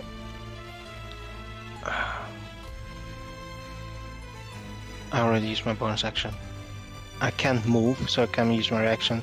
So in that case, I will use my reaction for a repeating sting. I'm gonna attempt to shoot her again. Yeah. Is that with disadvantage? I'm not sure. Because grapple just 0 movement. 0 movement. Okay, yeah, absolutely. Go ahead. Yeah, no, that's 15's gonna miss. Yeah, just cleanse. Yeah. Okay. Clang, that's you. You see that Pins is now. There's now a tendril going around him. Not for long. Heck! I'm gonna come over here. I believe right here would be where I'm coming. Oh, now I can see her. Yeah. Oh, this is gonna be fun. You do remember also, you can attack, just a heads up, I will say it once. Mm-hmm. You guys remember you can attack the tendrils as well. Yep, I do remember that. In fact, that's what I was about to say. Actually, I don't think I get armor piercing with this here, but I'm going to use the Great Crystal Pickaxe. Oh, right. You do remember. Bring it down right on top of this tendril. That is a 16 to hit. Okay, let me see for a second. That does not hit. You sort of impact, and wait, are you using which pickaxe are you using? The crystal pickaxe that we just picked up, the two-handed one. Okay, that does not hit. Try again. 23 hits, absolutely hits. Roll me your damage. Okay, as you see with two hands, Clang like lifts the thing over his head and bears down, and the entire tendril just crumbles, and you are free, Pins. I will.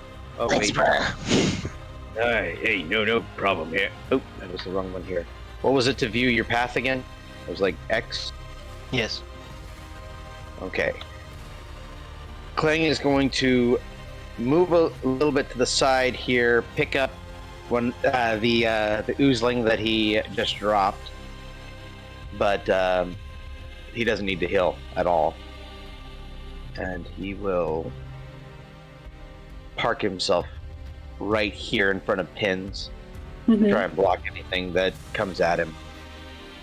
Okay, you definitely spot standing there 2 zombies over there. You see the burning embers of a overseer over here.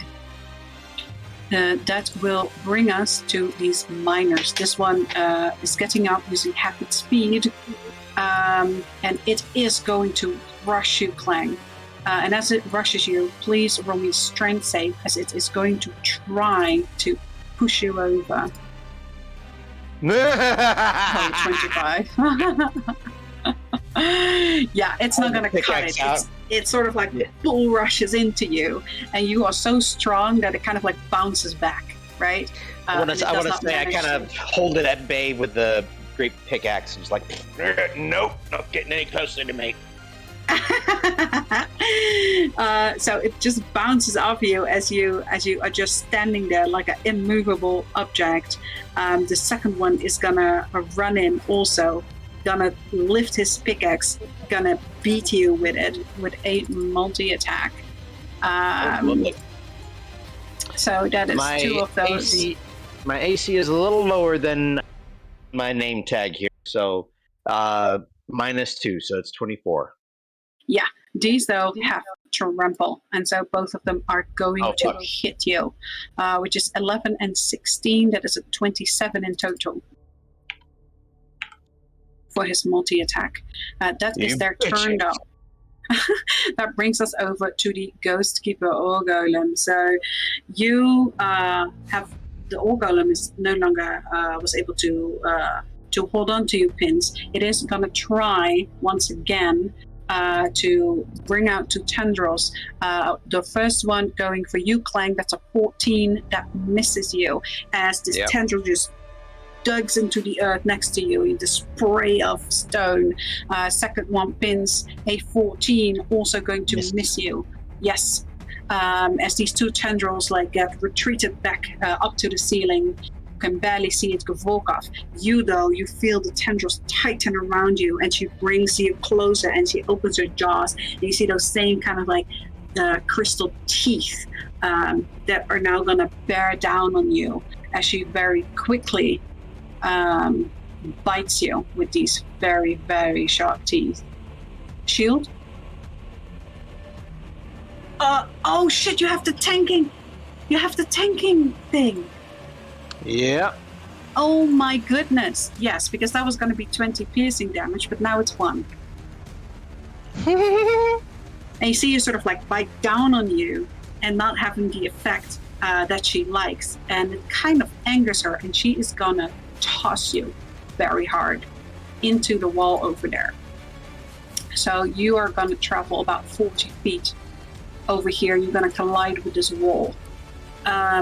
Please roll me your falling damage. The macros should be up now, so for 40 feet.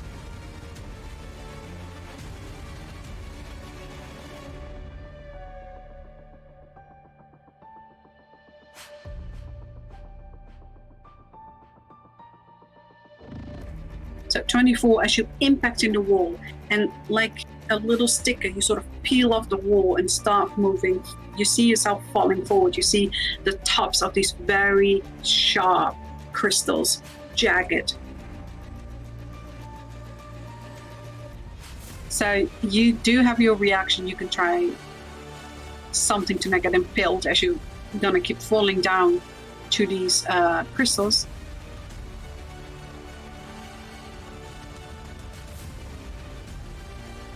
You could, for instance, try and kick off the wall with your reaction movement speed. Like, that's up to you.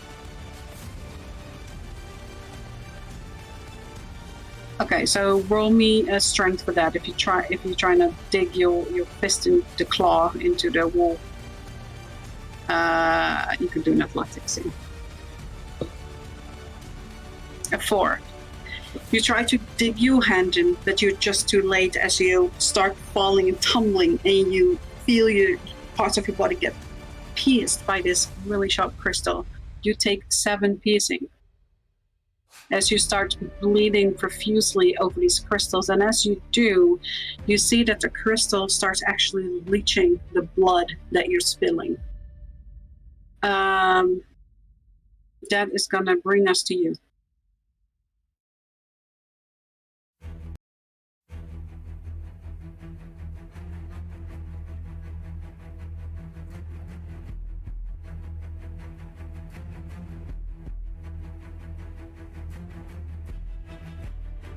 She is about 40 feet up in the air.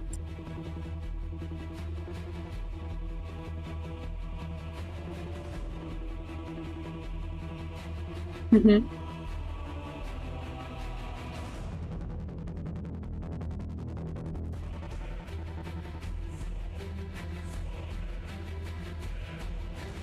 That's flanking. Yes, it is. Mm-hmm. A 15 does not hit you. 29 hits.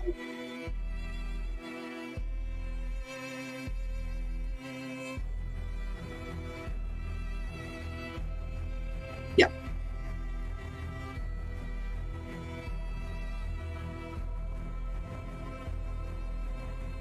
Is that including the fire?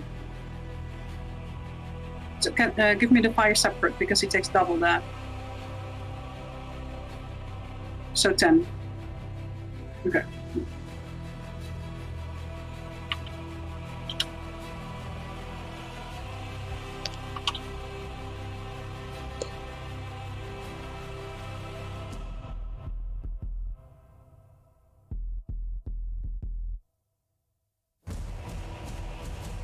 Okay, yeah. Strong save, okay. Let me see here. Does a crit fail?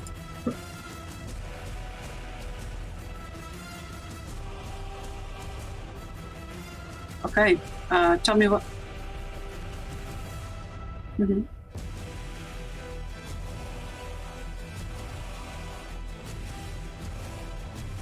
It's not your strength modifier, it's your total strength.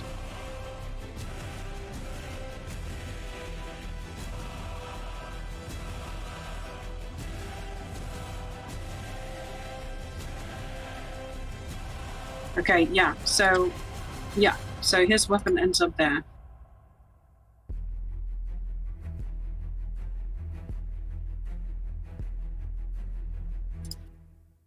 Okay.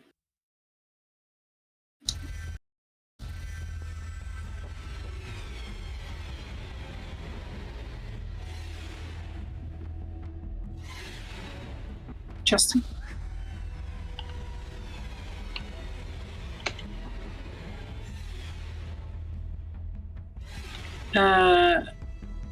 That is just an action. That's Use object.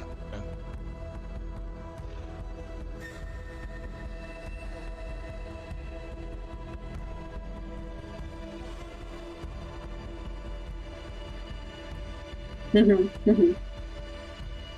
can leap to her.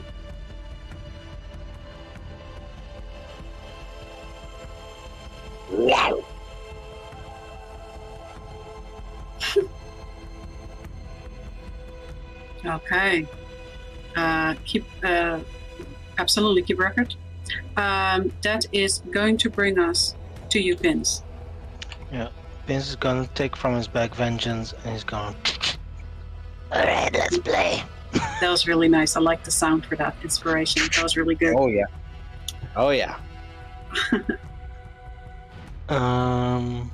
Yeah. Vengeance shooting. Where did shotgun come from?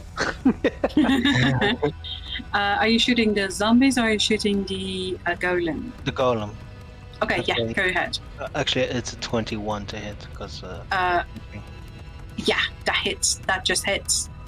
I do. Again. Okay. Cheshire is very active in his ability to give you guys awesomeness. Yeah, so he is basically assigned to you right now. Yeah. Alright. Well, so would just now my hit. Does she take vampiric damage? Let me check here. She is a construct, so she does not. Okay, in that case, she doesn't need. Well, she doesn't need to make the save. Mhm. She takes 10 piercing damage. Okay. She Actually, does take that, though. Yeah. since it's advantage, she takes another 2. Okay. Yeah. Once again, you see one of those tendrils like go out as you shoot her. 14 does not hit you. Nope. Extra attack, vengeance shoots again. Yeah, go ahead. 17 does not hit. Alright. And then bonus action, shoot again with sting. Mm-hmm. 28. Oh, yeah, that hits. That's 13 ethereal. Oh, that's very good. For a moment again, that and as greenish light lights her up as you guys see her spider climb over here, over the ceiling. And again, a tendril goes out. That's a 26. Yes. It hits you, and you get pulled up towards her, and she takes a bite out of you with her crystal jaws. That's a 25 to hit. Does it hit you? Mm-hmm. That's 18, 1-8 piercing.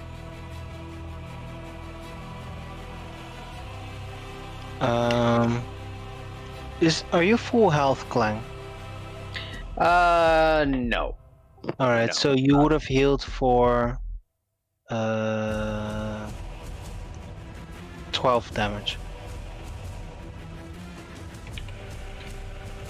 As you, Pins, are hanging down the ass at the end of your turn. No, also Rose heals Clang and me for 3. Yes, so you're once again grappled. And as you're hanging there in her jaws, you see that the fire starts spreading, that purple flame from out here in sort of like a cone starts spreading outwards. You are in its range. You get an extra stack. Roll me 3d10. Fuck. You take 20 ghost fire damage as you two, though Gavorkov and Clang, you're out of its range. Does she take it? Does she? She doesn't seem to. Interesting. Brings to you, Clang. I was just saying. Guys, you need to move. The flame's coming. And you can definitely see it, that there is now this big outline coming from there. So I'll draw a shape here. Nice. But Clang, that is your turn. Actually, since she has me grappled and I can't move, right? Mm-hmm. I will just use my reaction to repeating sting her. Yeah, go ahead. Oh my goodness. Okay, yes. You crit, and since you're already grappled, she cannot lash out to you with a tendril. That is 15, 20. Very good. Very nice. Very Oh my nice. god. Okay. Are you targeting her or the tendril? Her. Okay. Hitting Yeah. her in the face. And definitely, if you shoot in her face, you see that part of her cheekbone just starts crumbling off. But once again, like that stone-faced stare at you. Yes, Clang. Yes, finally. Kling's eyes glow a deft yellow as he activates Shark Bites Chompers. Nice. Okay. Yes. And yes, Shark Bites Chompers. He's gonna go ahead. I believe You have I get 100% trample. I have 100% trample. I get -10 on my attack rolls here, but I do Yes. have a free action to do lacerating bite, Yes, and you automatically hit. and I do So you have automatically hit. Yeah. So doesn't matter. So it doesn't matter one way or another. I'm gonna go ahead. I'm tired of these doggone zombies doing doggone stupid things. So we're going to end this right now. This zombie right here in front of me, since he is right in front of Gav, he's going to get the full brunt of my trample. Absolutely. So I'm just going to go ahead and roll the attack, and he's just going to take the 100% damage. Absolutely. Oh, you crit even. So Yeah, I'm just rolling so that it'll get the thing up here. So I don't know if you'll count You the still crit get damage here. You do. Oh. You do. You still get the double dice. All right. So that is good grief.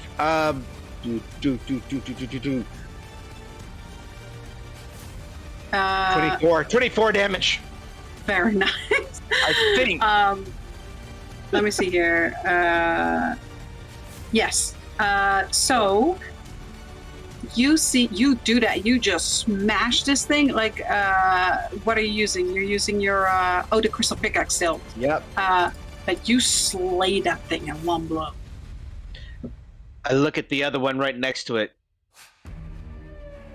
Because I still have another attack. You do. You see that this one, as the other one next to him dies, it immediately starts cannibalizing. No, you fucking don't.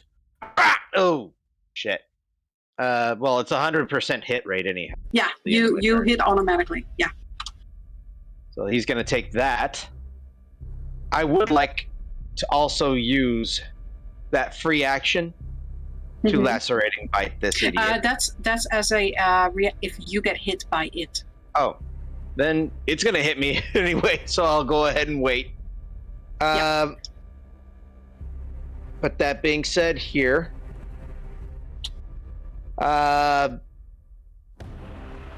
Fuck, I don't want to use that right now, but that's all I'm going to do at the moment here. Okay. So you just see Clang just will down, shatters this zombie in one blow. The other one starts cannibalizing, and as it's eating and growing, Clang just once again just beats it in the face with this crystal pickaxe, and you see just part of its body gets torn open. That brings us to this Glossop Miner, who is furiously looking at you, Clang, and he is going to attack you. Okay, so he's going to attack me. That does mean that I will set off the lacerating bite. You will. So with double pickaxes, it moves them right over its head and bears them down on you. That is going to be Oof. 15 and 11. So that is 26 total. And he will take 2 lacerating bleed damage. Plus, yes, he does. -2. Absolutely. That brings us to the Ghostkeeper Golem, who is going to try once more, use the tendrils. First one going to you, Kling, is a 31. That's both 31. So that's you and Gavorkov both get reeled in up to the golem, as she is going to bite each one of you. That is the first one. It's going to be a you, Kling. That's a 25. Does that hit you? That unfortunately does hit me. That's 19 piercing damage. Second Right. one to you, Gavorkov, 14. Is that going to hit you? Misses. It's moving me. The third one, 23. Is that going to hit you, Pins? 23 hits me. Okay. That is going to be 25 piercing. Jesus. Brings us back to you, Gavorkov. You guys, both of you, Klang and Gavorkov, you are suddenly, as you get pulled in, you are pulled into these purple flames, and your skin starts singeing. Both of you take an extra stack. Please roll me 3d10, someone, for the both of you.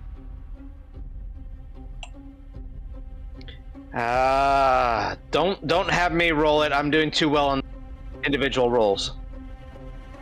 10 damage. Your skin starts singeing, but not as bad as you thought it would. Gavorkov, your turn.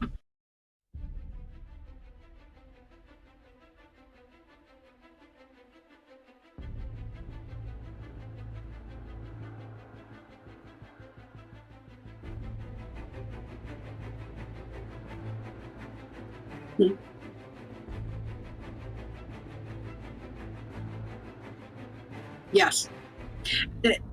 You can transfer it, yeah, because it died, basically. To her? Okay. Yes.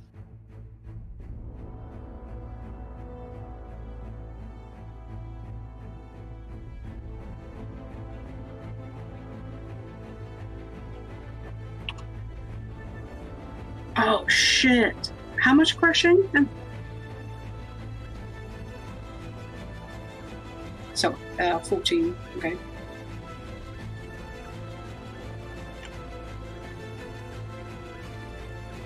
So 24.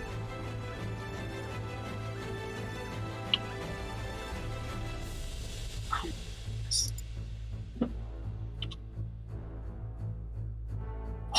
Yeah, that I do. Okay, so as you do absolute crazy damage to you, she flings you once again. Yeah, she's going to try and toss you away as you absolutely brutalizing her over here. You can try to hold on to her with a deck save if you want.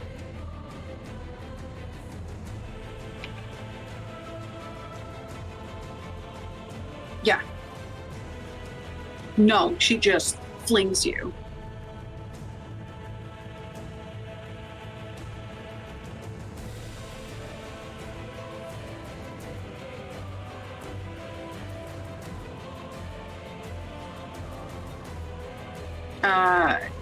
Had you already previously spent these points?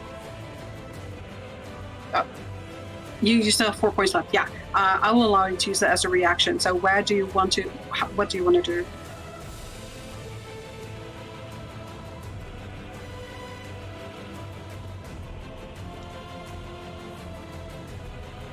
Yes, but you will now be okay. So she tosses you, and you spend your points. You're now hanging sort of like mid-air over here. You're gonna drop.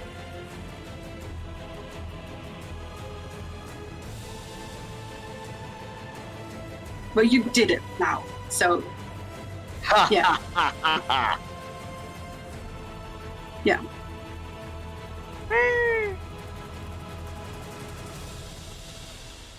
40. Yeah.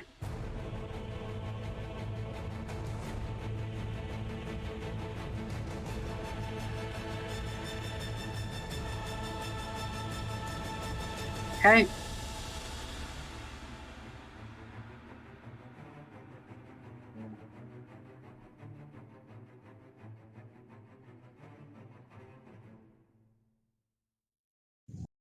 $18 hits. No, sorry, its armor classes increases now at 19.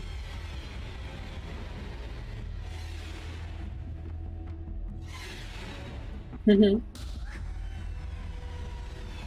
24 hits.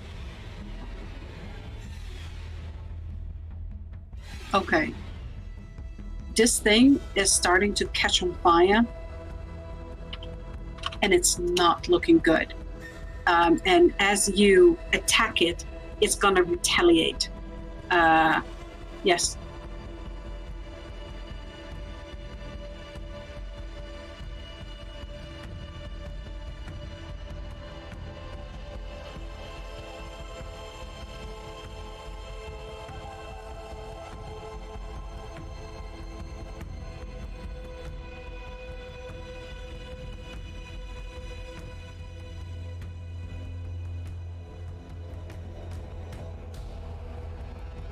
Yeah, you haven't been identifying in that short rest.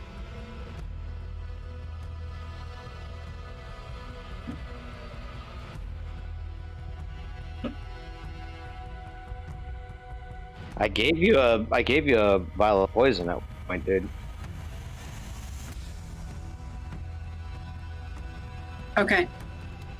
Yeah, you use your bonus action. You down that one, roll the poison damage, and therefore your healing, as this thing is raising its axe and bears it down on you. Do you have shields up at the moment? 5 points of shield. It rolls a -2, so it does not hit you. And you just feel like as this pickaxe sort of like gets your shield, makes it cancel out as it slides off you, and you see with the enormous force at which it bears down to you in the stony floor, this would have done a lot of damage to you. Is that the end of your turn?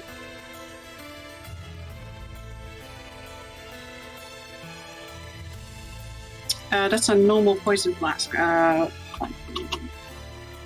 basic poison. Yeah, yeah.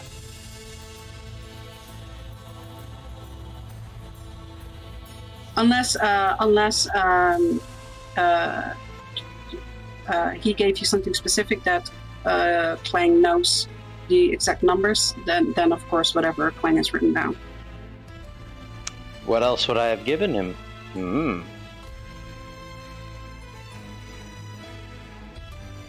Because I don't I'll tell you guys the stats of whatever I give you, and then it's up to you guys to remember and write it down. So I don't know what kind of poison flask he gave you. It was just a standard poison flask. Okay, so the 1d4 then. Okay. Is that your turn?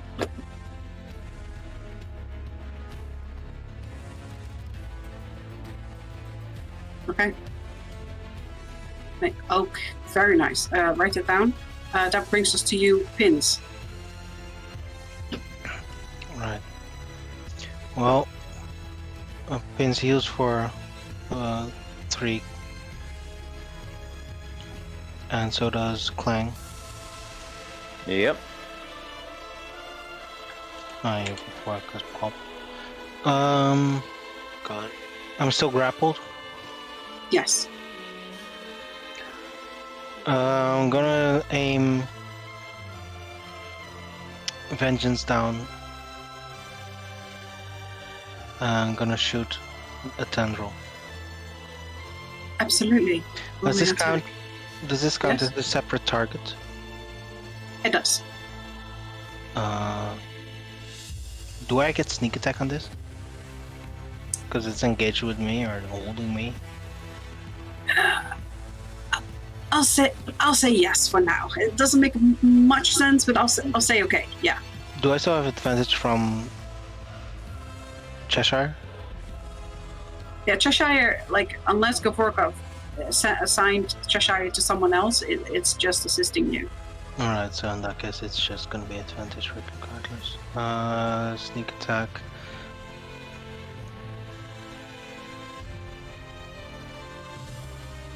$17 17 does not hit. on the tendril. Does Okay. not hit. Oh boy. Extra attack, shoot again. Mm-hmm. 22. 22 hits, yes. You hit it, and that tendril shatters, and you start falling down. Yep. How high am So- I? 40. So roll me your falling damage. 40. Yes. Let me see. What is this? Alright, well, First one, What is this? a monster, a zombie. It's This? very big. Yeah, Um, because it As it's I'm, been that's tackled. not big. as I'm falling down, can I use a bonus action? A reaction you could.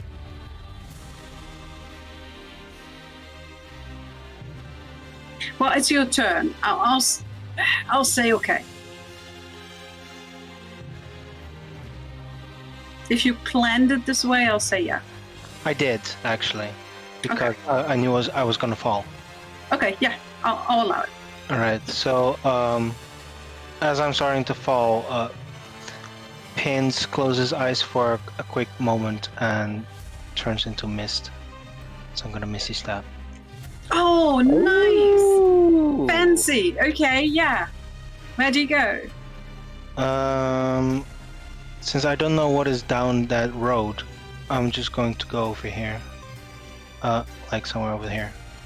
Yeah, absolutely. As you're falling, you can use the last moment and misty step over there. Absolutely. You can put yourself Actually, I'm there. just gonna go straight on top of this crate because I actually have vision because the stab. The light. Yes.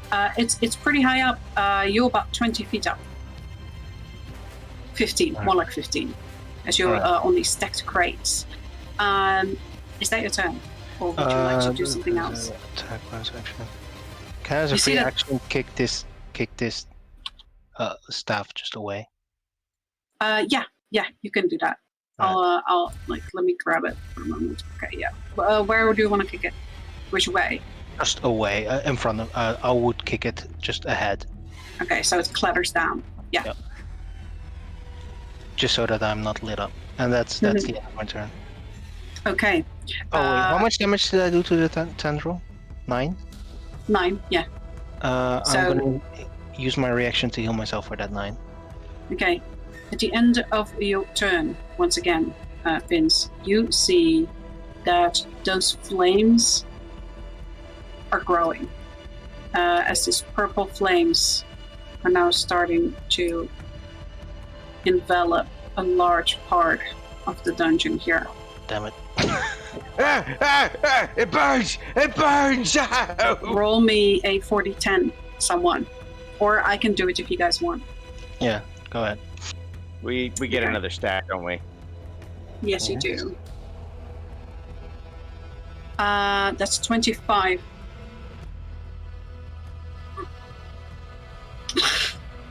Yes, that's true. You can take one.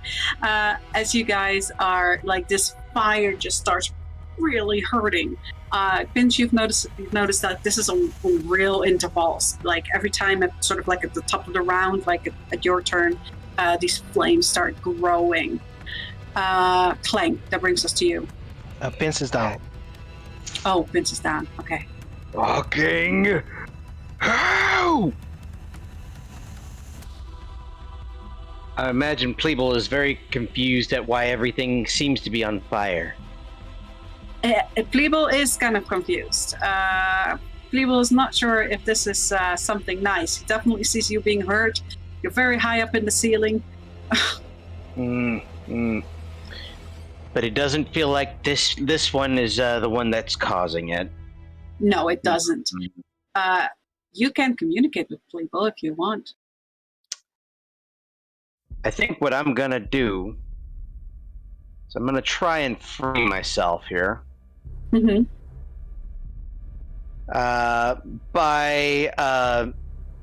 Actually, how close am I to the main body of this thing? Very close. You're against her. And you have trample right now, so you are definitely capable of hitting. Hang on, I'm double checking that here because from what I understand of it here, I only have trample until the end of my turn that first time. At least that's Yes, what but you have several charges, as far as I know. I think it's 2 or 3 charges. Yeah, I used one to activate it here. Mm-hmm. So you have another charge if you want to. Oh yeah, I have 2 more. Mhm. So let's dispense with it here. And Absolutely. hit her with the great crystal pickaxe here. So you automatically hit. So roll me that damage. And are you attacking her or the tendril that's holding you? I'm attacking her because Okay. let's face it, the tendrils just grow back. This is true. You've actually seen that happen. 17 damage. Oh my goodness.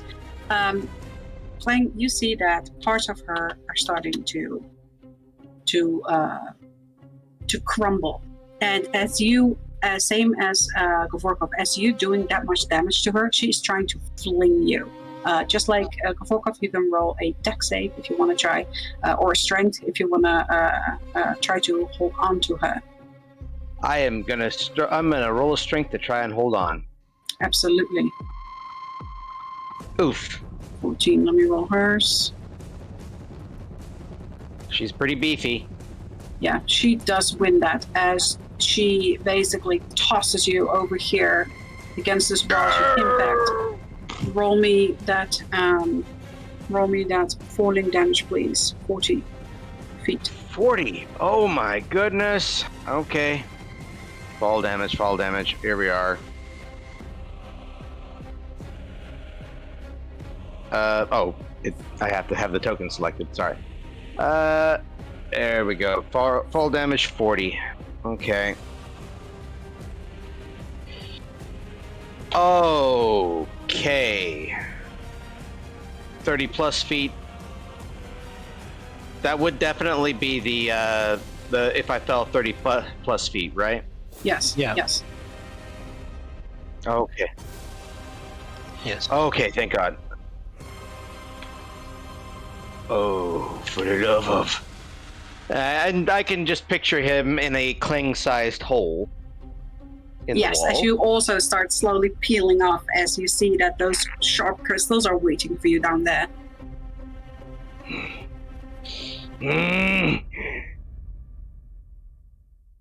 Well, I didn't move of my own accord here, so I should be able to move of my own accord now.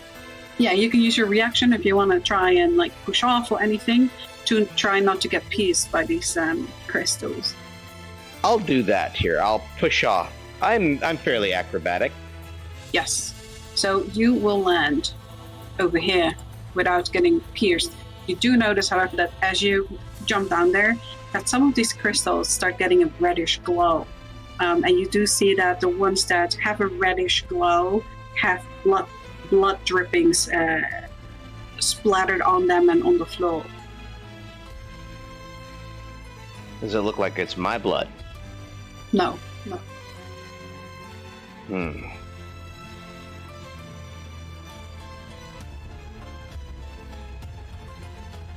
It's the tomb's blood. Fuck. Alright.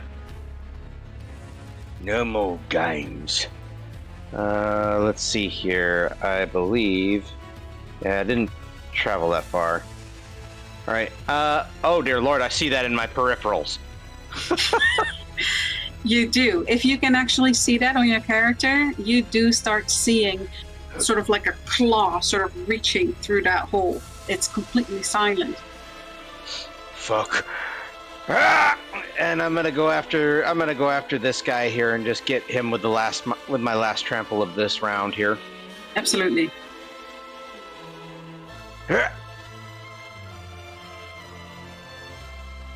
Holy! With that, you kill it. As you just like run, you get slammed against this wall, you fall down, you land on your feet, you run your way over to this thing, you jump up, hit it with a pickaxe, and this giant lumbers over and dies.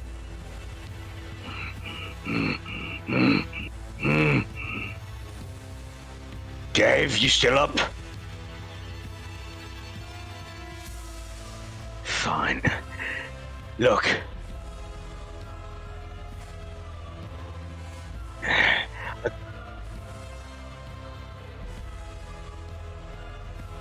Alright. Then we get out of here. We get out of here now. Where's Beans? You guys can't see him because he's invisible. Actually, the purple flames, the purple flames Gav? are now... Yeah, that's true. Gav, You can see it. Plus the purple flames are now like basically turning everything to a dull light. But you're the first one to see that Pins has passed out on top of these boxes. Clang, you also see the fake figure of Pins on top of there, laying down. Fuck, he's sleeping on the job again. He's sleeping on the job again. Fuck. Alright. I'll hold him off for right now. Get Pins.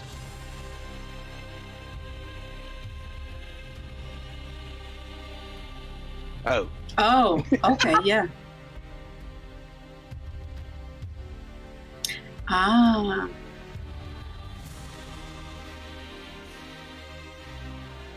Those are your pets automatically come with you. Your companions. Yes, they're linked to you.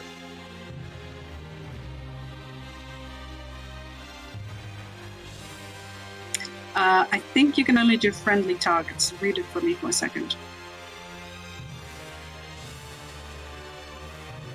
They're not allies. Objects at this point here.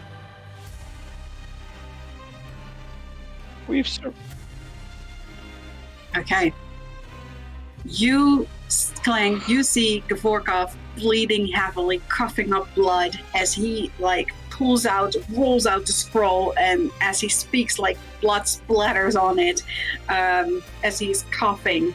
But there you all are engulfed in this bright light, and for a moment you almost feel like weightless, and you feel that familiar kind of that feeling that you felt once before as you transmit it through space and time, and you find yourself somewhere else completely.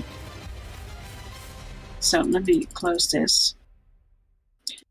You guys find yourself in a dark tunnel. You see behind you there is rubble, and it's very deep. In front of you there is the light at the end of the tunnel.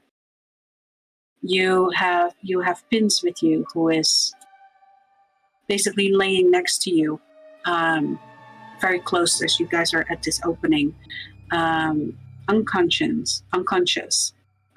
Playing, you are probably the fittest of everyone at the moment, and you guys are almost a bit blinded by the light, like how bright that light is, as you have made your escape outward. Tell me, in what order, like, are you gonna, so you guys are basically at the opening of an exit. Are you guys staying there for a moment, or are you guys moving out of the mouth of this entrance, basically?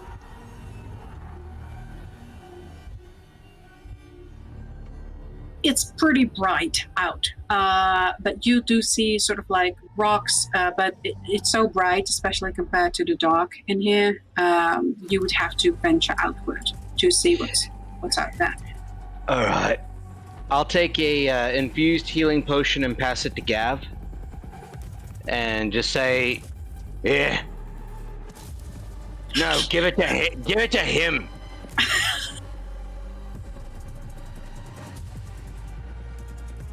and then I will, start walking out the tunnel to see where we're at. But Okay. I'll go ahead and roll the healing for Pins here. Absolutely.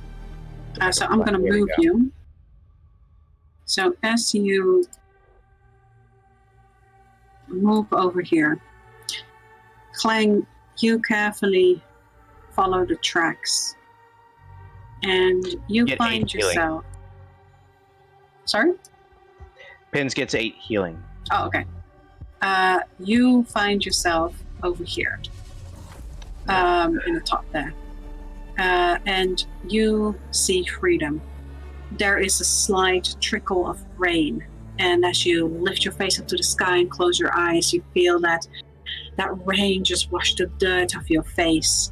And you look in front of you, and you do see several tracks. You see that in the distance, the tracks split up in 2 ways. You see crates stacked on top of each other, and there's a great amount of just dust, gravel, also on top of these boxes. It looks like this exit, wherever you are at the moment, hasn't been used in quite some time.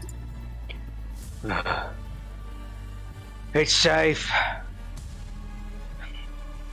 And he's gonna start walking out a little bit more and just keeping an eye out to make sure there's no one else. Roll me, yeah, sure. Roll me your perception. Perception 6. 6. I'm too tired. I am too tired. It's definitely also hard to see. Like, these crates are stacked up really high on both sides. You have this cart in front of you here, like, and yes, there's this very high walls here, on both sides, basically, surrounding you. But you try to listen. You don't hear anything. You hear sort of the sputtering and haggard breath of Pins echoing behind you. You notice yourself, you're bleeding pretty heavily, but that's all that you notice so far. Pins.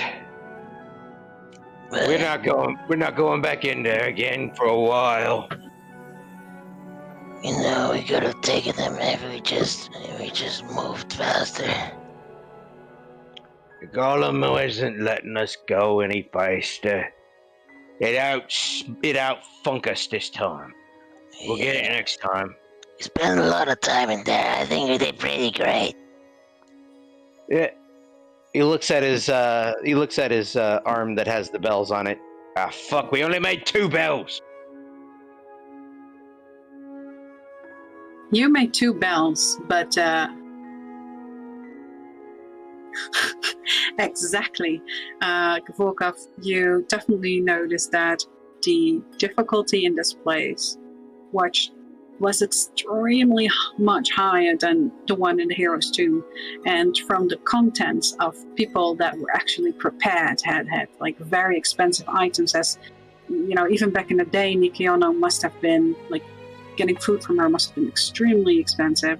So even people that were heavily prepared got eaten by just the mobs, just the trash mobs, basically, in this place. Not even the bosses, just the zombies. So you can feel pretty good about yourself. Yeah. Gav, you look like shit. Gav, you look like shit. Yeah, come here. Yeah. Oh, you're starting to lose that green around your sides here. Yeah, take this. And he's actually going to give you, without even really thinking, he partially forgotten that you have zombification on you. But he's going to provide you with Steiner's Grand Panacea. Oh.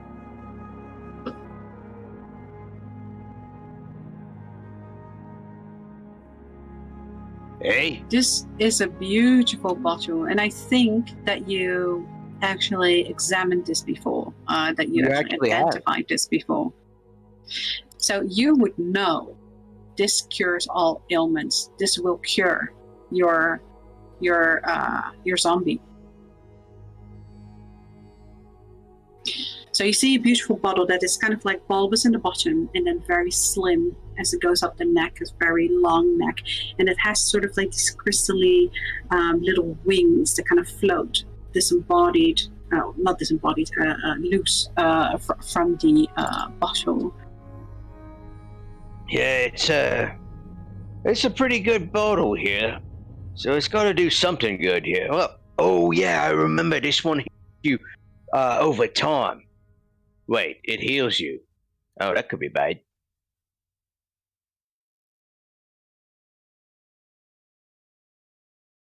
Oh, did I?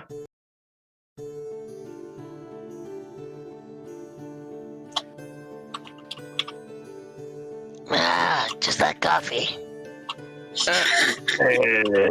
No, Exactly like no. that, Vince. You know it. No, well, okay. So if it cures all diseases, look, I can tough this out a little bit more before I have to start using the preventatives. Go ahead and take it. Use our tank now. Just takes it. Well, he was your tank against people with trample, but I don't think that he has replaced you by any means. Oh yeah. Oh my god. Okay.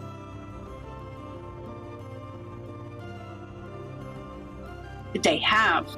I want you, Vorkov, to roll me a d100.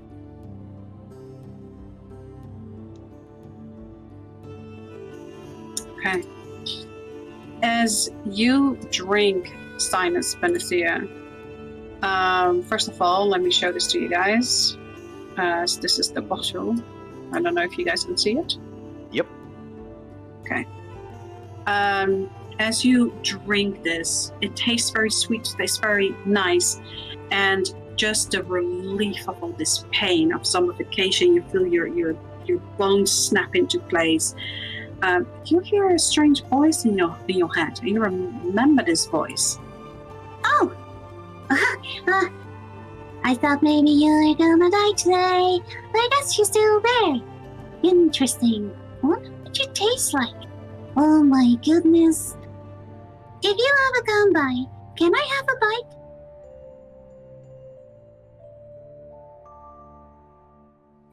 Another one. What's this No, one no, sounding no. like? You're in my head, and you're invading my space. Oh shit! I remember her. Yes. I think you taste yellow. Oh Maybe no. purple. Oh no.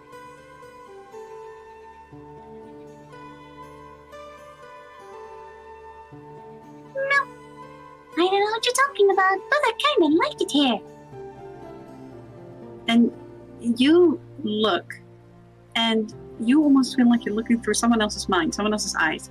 You're in a forest, sort of like a clearing in a forest. And you see tiny little creatures. You see flowers, mushrooms everywhere. You see a really big tree that seems to have some kind of like portal in it, an opening. Seems like a portal. And it has this really large engraving of a what do you call the nuts that come from an oak tree? Acorns. Acorns, yes. It has a large acorn, and you see that there are, you can see at least 20 little squirrels that also have sort of like an etching of an acorn, like in their fur. And you see that they are sort of like jumping and dancing around. Some feel very uncomfortable. You see some are fighting with each other. Some are purple, some of them. And you see that you as you sort of like have the view from whatever person you're looking through, you see the hands, and you see kind of like furry kind of hands. And you see like a little staff, and she sort of points it to this really big bear that's coming, like running at her, and you see like a glittery pink poof of smoke, and it turns into one of these creatures, and she says, Ooh, interesting. Who are your friends? Man, that one doesn't look so good. I think you could use my help for a while. Yep, I'm gonna stay here for a while. Gavorkov, you lose all your powers. I'm sorry, what?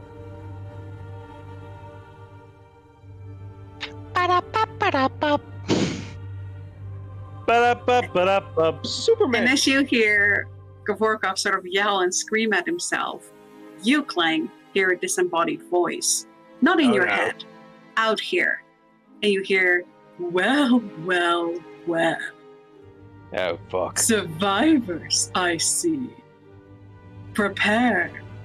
We are the... Well, should I introduce myself? Why is it too right? No. There's only a myth, you know that. But Clang, you clearly hear that voice. Pins, you hear it too. As you hear that voice, you are too occupied, Gavorkov. But you hear that voice, and you hear, prepare. We are the Liberation Association, and I think that you are exhausted enough that we can perhaps make an easy deal about some of the trinkets that you may have gotten in there. Clang just turns around with this big metal thing on his face. Yes. Has 1 or 2 minutes passed? Maybe 1 minute, yes. Okay, So you do heal 10. Yes, you do. By the way, you lose your stacks as well. Your stacks are gone. Okay, good. But you turn around and he says, "Oh, that looks disgusting."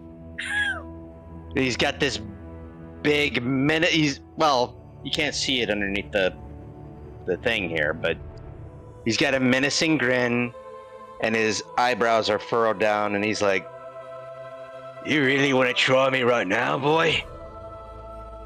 Oh, it definitely looks like this would be the best time. I see both your friends aren't doing so hot, and you are bleeding profusely. Yes, I would think this is the right time. And as he says that, you hear a loud roar. Vince, you immediately recognize this is a bear. A very large bear. And as you realize that, and Clang, you hear him say that, you hear that roar, you see from your peripherals, you're the furthest out from behind these rocks jumps this massive bear on top of the crates, looking at you menacingly. This bear looks nothing like any bear you've seen so far, Vince. It is black fur, and it has these red eyes. And you see tiny little eyes speckled along its face still, as you are face to face with this creature over here. Liberation is Groveth Grofing. You are looking at Groveth Gorfiend, and Gorfiend. he opens his mouth, and there's another loud roar as you hear the disembodied voice say once again, "Yes, I think it's a good time to liberate you from some of your trinkets." And that is where we're gonna end the session for tonight. Oh, we're gonna fuck him up.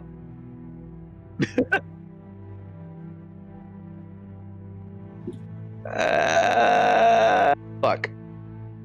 But I have so much left, though. I haven't used a whole lot of The power of a fighter, the power of a fighter. I mean, the versatility of the 5e fighter. yeah, you can keep going when the casters are all burnt up. right. Yeah, so let me do the outro for everyone. Thank you, everyone, all of you, for being here, playing with us again. I always have so much fun. You guys fought bravely. You did so well in there. I can't believe how far you guys got with what I threw at you all. I'm super proud of you all. This was another session of A Rhyme of Goblins and I hope to see you again next week. With us always, the crew, Pins, played by Laudra. You're gonna make a fine rug. Clan, played by Spectre. Oh, them's teeth is gonna make a good necklace. And Gavolka, played by Zenda.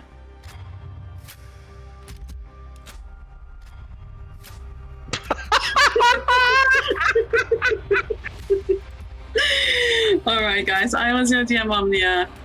It was a joy. Stay safe out there. Be good to yourself, and see you guys again next week. Goodbye. Bye. Bye.